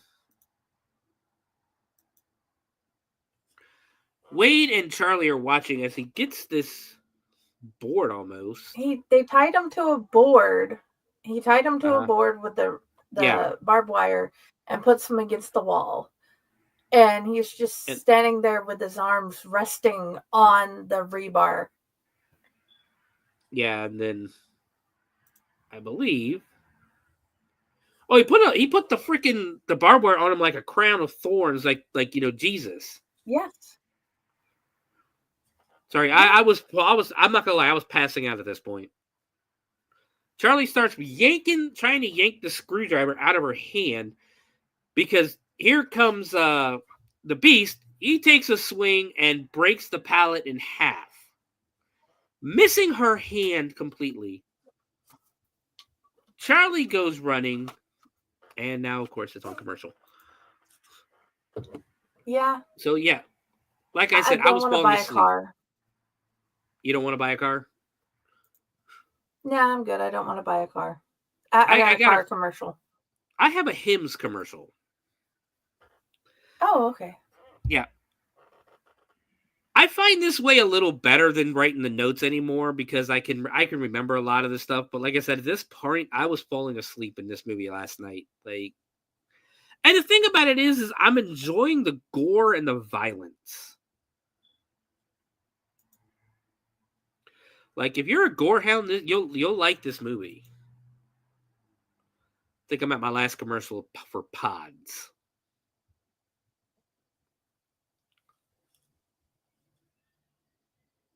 Mine's about Intuit. There we go. So Charlie is at her car now. She's trying to get in. Now, Charlie, you lent your car to somebody. Do you have the keys? No, but guess who appears behind Charlie in the car? The Beast. He's stalking her. She's crawling away. The one thing Charlie does have in the car, though, is a fucking gun. So she's crawling away. He takes a swing at her with his hammer. Go ahead, Jen. That's always a good idea. He misses, like, right between her legs. He misses, and she just fucking unloads this gun into the Beast. And I mean at least, like, 6 or 7 shots. Yes. That does absolutely nothing. Like, he falls down, but then immediately gets right back up. Like, he falls down, he's crawling, you know. Now, for some fucking reason, there are people in the warehouse. Nobody opened the doors to the warehouse to let these people in. But the party is going. Everyone's about that. Everyone's dead. Like, I was in and out. I woke up. I'm like, well, what the fuck did the people come from? And my girlfriend's like, I don't even fucking know. Like, the wife is just like, I don't even fucking know. So they're dancing. And again, this is completely 2009 rave. Half naked women. One chick has like skull stickers on her boobs. Skull pasties. Yes. Which, fun fact, in Virginia, at least my part of Virginia, you were never allowed to dance naked at a strip club, but you were allowed to wear pasties at certain ones. Fun fact about how Virginia sucks. So she's like screaming. Nobody notices the blood coming out of her hand or anything like that. People are dancing. It shows this one girl with a glow stick, and who appears behind her? Mr. Beast. Well, not Mr. Beast. This guy's giving out murder, not billions of dollars. I wish he'd give us billions of dollars. We need that. It would be nice. But it is the Beast. He takes the glow stick out of her hand and fucking shoves it in this chick's eye. And again, it looks awesome. And it's all in slow motion. She starts screaming. Nobody notices. There is a guy doing like the handstand walk. He's walking backwards. Beast just pulls his fucking machete out and chops this guy in half. Right down the fucking center. I like that a lot, though. That was cool. Yes. Again, nobody is noticing. This one chick just turns around and he shoves the machete down her throat. That's when people start noticing that, chaos is happening. The Beast pulls out his hammer. Everybody starts running, and he just starts randomly swinging his axe, taking people out left and right. Again, I love the chaos. He's just fucking swinging and destroying people with one hit with his hammer. And I mean, the first chick, he's like pounds her into the ground. People just kept running by, smashing heads, just swinging and killing. Charlie's crawling on the ground. She gets the door open and immediately shuts it in, locking everybody in the building. She is standing outside the door, and you just hear the chaos and the murder and the beast just going to fucking town on about 30 people in this building. Now, Jen, while she's outside listening and hearing all the chaos and carnage, what happens? She stands there and listens to the people die. She runs away. Roll credits. That's the end of the fucking movie. My question is, why did she stand there for so long before she runs away? It's almost like she was trying to question herself whether she should open the door or not, why did you shut it to begin with? Like, just Stefan says hello, by the way. Oh, hi, Stefan. And that he loves monster murders. Oh, but your monster murders are the best. I love the ones that your company has more. But she just stands there at the door, and all you hear is the screaming and the pounding, and just what's going on behind that door. And almost like she looks down to see blood trickling out, and she's like, nope, fuck this, I'm out. And then we just roll the credits. That is the end of the fucking movie.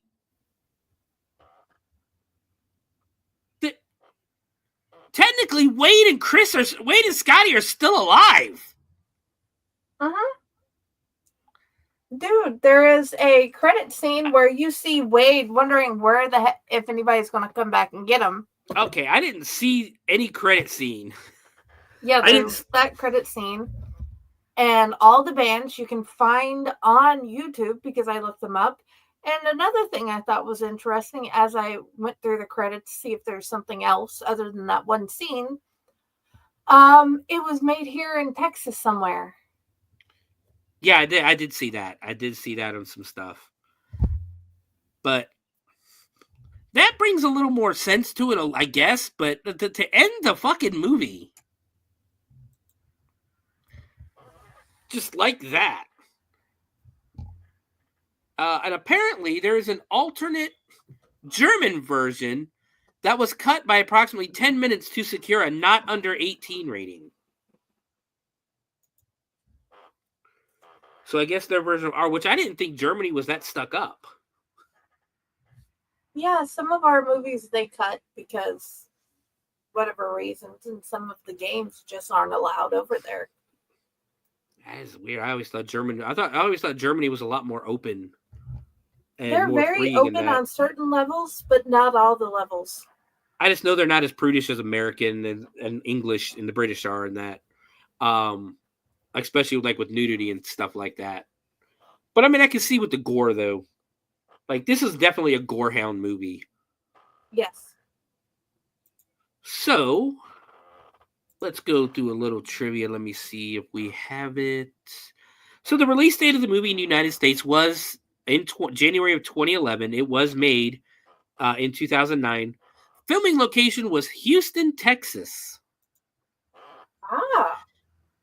And Salt Lake City, Utah was the ghost foot. It was basically where they filmed Ghost sitting in the garage, filming the girl dancing naked, topless. That was filmed in Salt Lake City. Okay. But everything else was in Houston, Texas. Between November of 2007 and September of 2008. Now, Jen, do you have the IMDb up? I can get the IMDb up. No. I want you to guess what the budget for the movie was. We don't have any box office information. How much do you think they spent making this movie? 4,000 or 5,000 or 10,000. You think that low, really? Dude. I mean, I would think you'd have to pay girls to take their tops off for a movie. Not necessarily here in Texas. But you would be correct. It is the budget for this movie was $12,000. So you were close. Okay, I was only off by a couple thousand, but yeah, you but don't have to pay the ladies to take their tops off. Trust me, I've seen plenty. Usually, I would, like I said, I would think you would, but again, I'm not the kind of person to go say, "Hey, here's $20. Can I see your breasts?" So, I never had to pay. Well, you're a girl. Guys, it's kind of creepy if you do that anyway. So, guys, please don't do that either. Don't go up to random girls and ask to see their boobs for like $20. So the character Enix is named after the Enix Corporation, now Square Enix, publishers of such video games as Dragon Warrior and Xevious.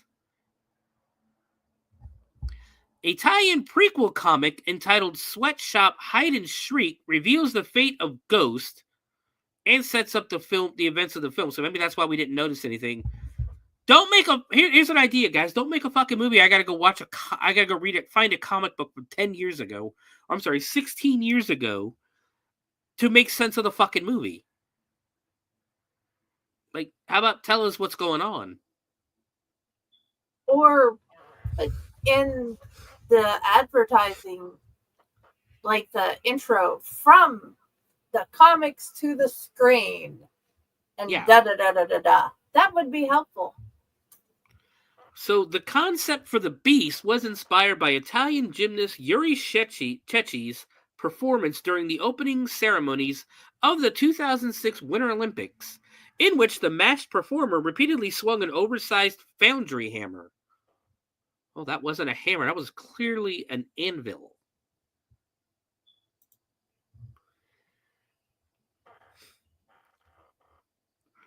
So they did reference, Friday the 13th Part 3, the walking on its hands kill a person.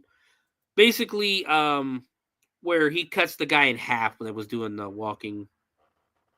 Mad Max Beyond Thunderdome, one of the characters says, "Why don't you just fly your ass back up to Thunderdome?" And I pointed this out. At one point, one guy said, I think it was Scotty, actually, who says it's going to be a spodoinkle day. I believe you guys covered that on Tomb of the Terror. Yes. Cannibal the Musical. There is a whole fucking song. Spodoinkle Day. It was weird. Yes. I love that movie, though. That movie's fun. But I also like the South Park guys and everything they do. Like, they did a movie. I don't know if you ever seen the movie Orgasmo. That movie's freaking hilarious.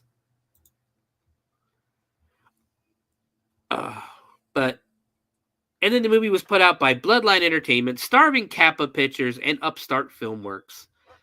But that's going to bring us to the end. Jen, what are your thoughts and how many severed heads will you give this movie?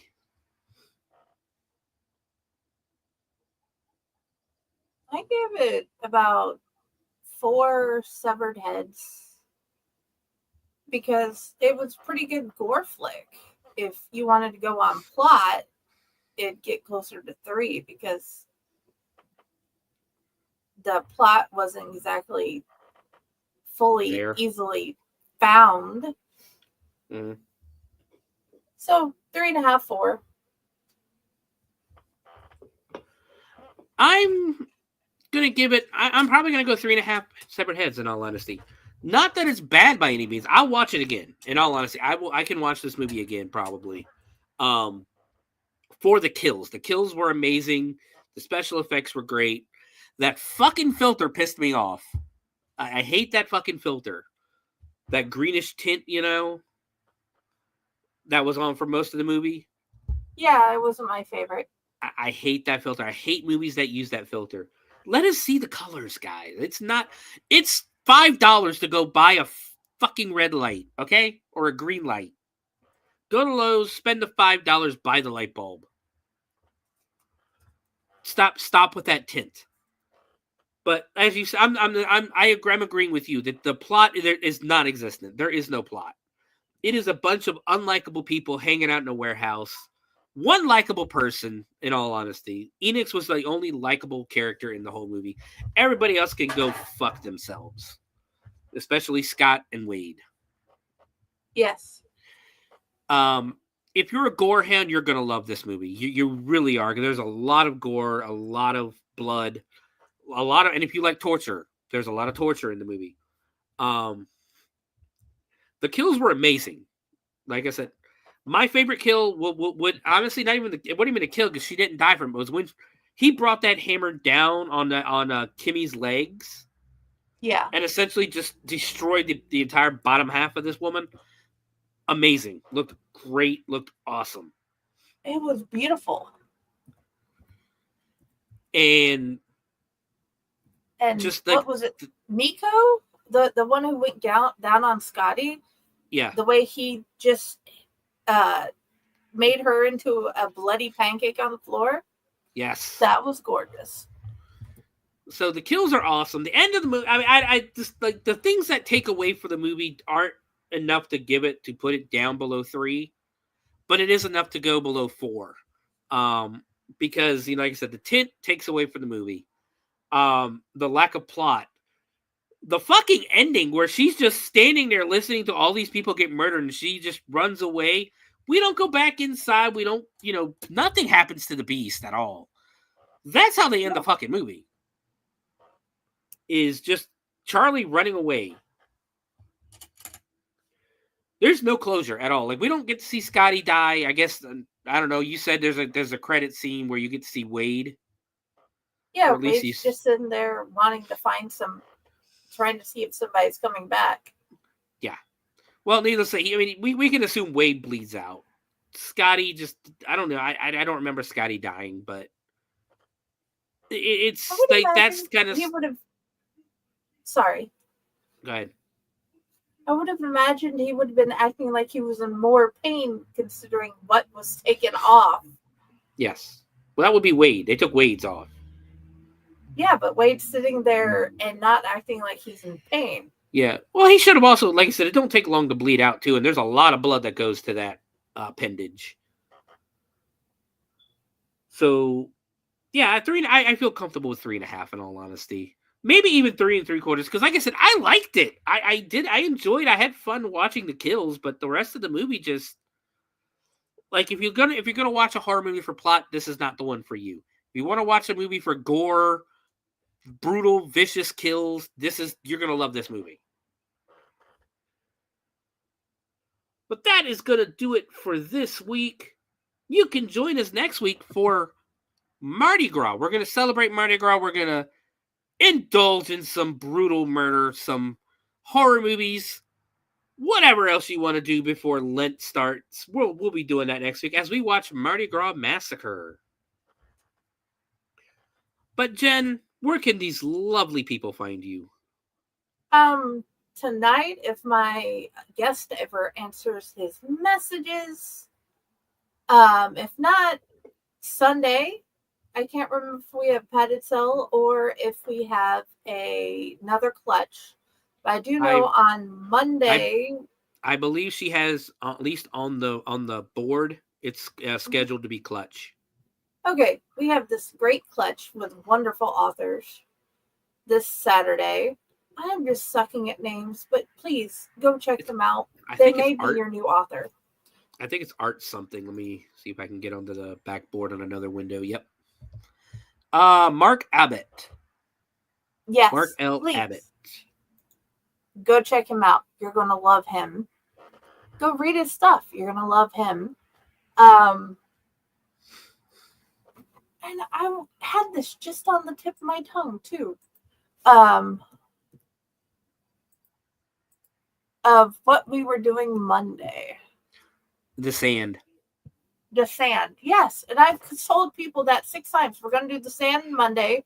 If you want the links to go watch it with us, I have put them both in the group and a trailer and the movie poster. And if you would like to find me, please go check out Jennifer Ellery, the author page. Go find Friday with the Library in the Blue Box, which is my book and everything Owlite page. Because why not?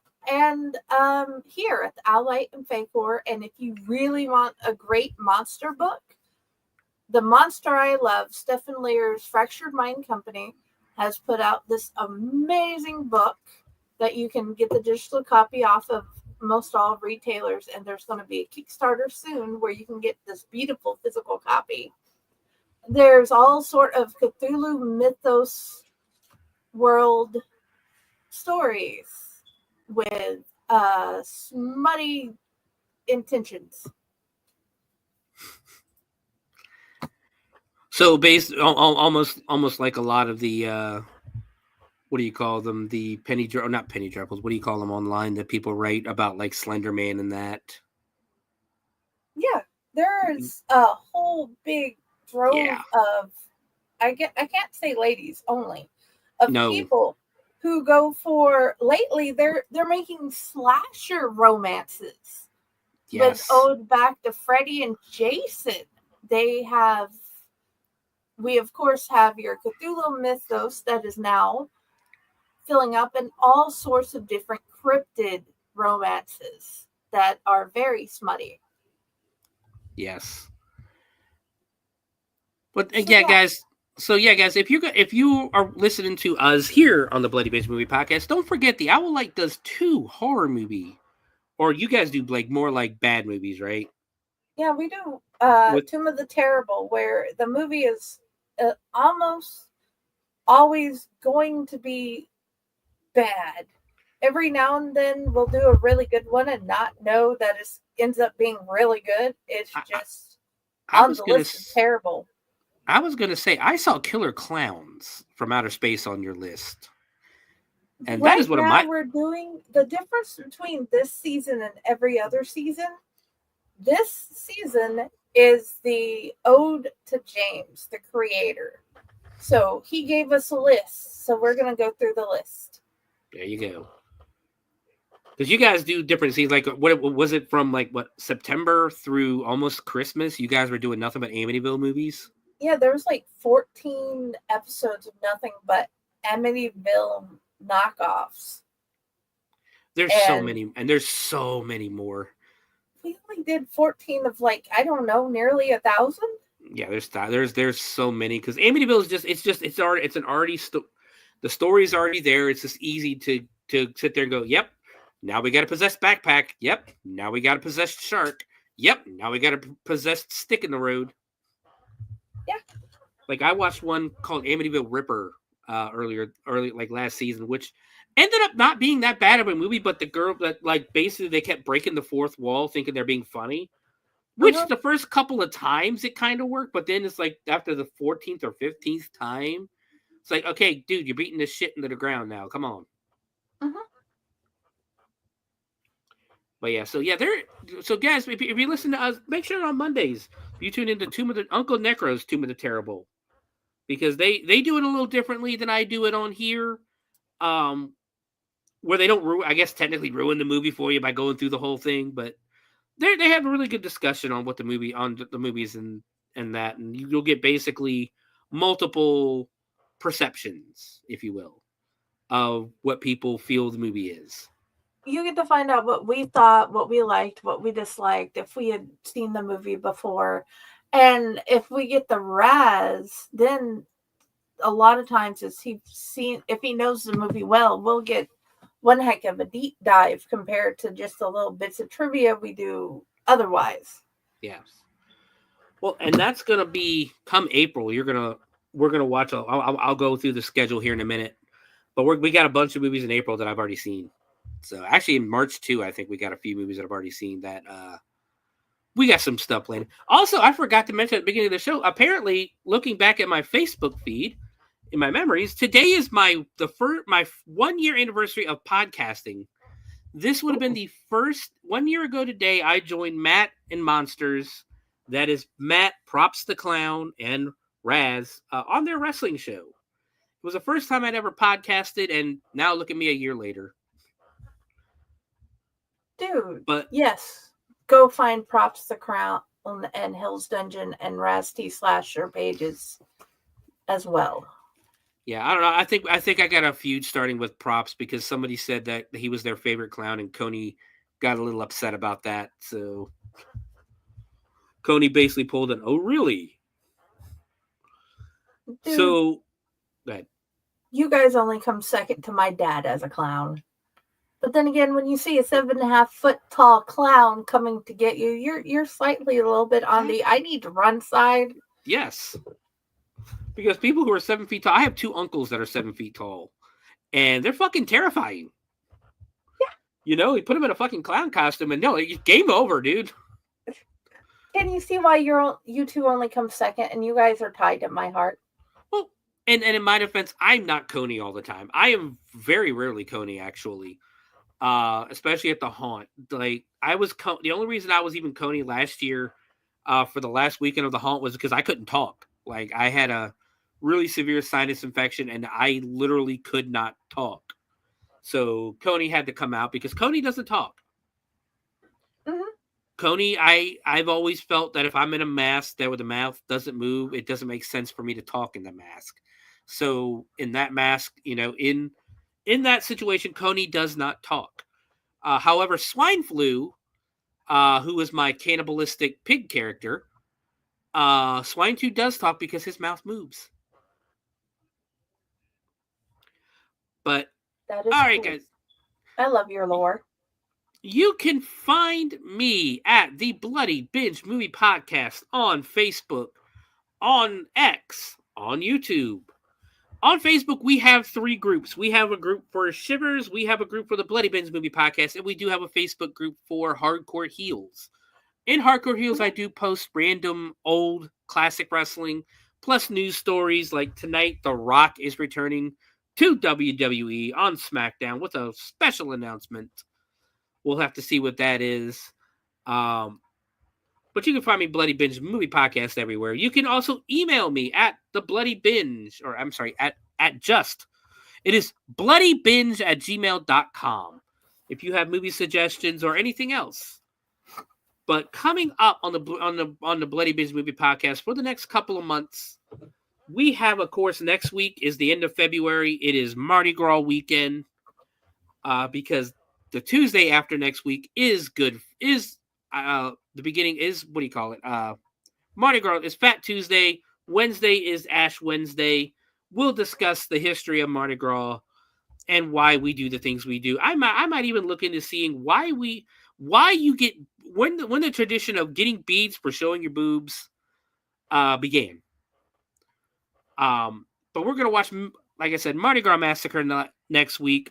The week after that would be March 7th. We are going to be watching 80s campy action movie American Ninja. That is a movie I have seen multiple times and I do enjoy. We'll see if it lives up to 2025. The week after that, we will celebrate St. Patty's Day, and we will go to Full Moon and watch Unlucky Charms. Yet again, another movie that I have seen, but I've only seen this one once, and I don't remember much of it.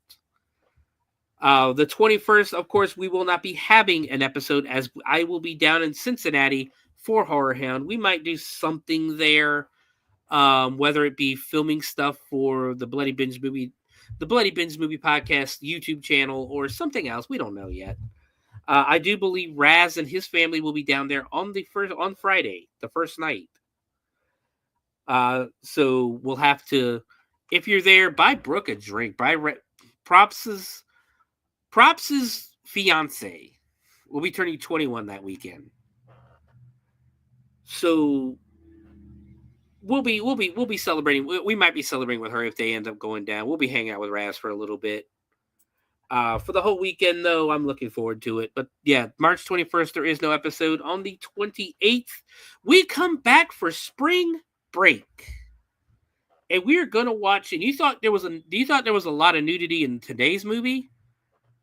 We're gonna be watching Bikini Spring Break. That'll be interesting.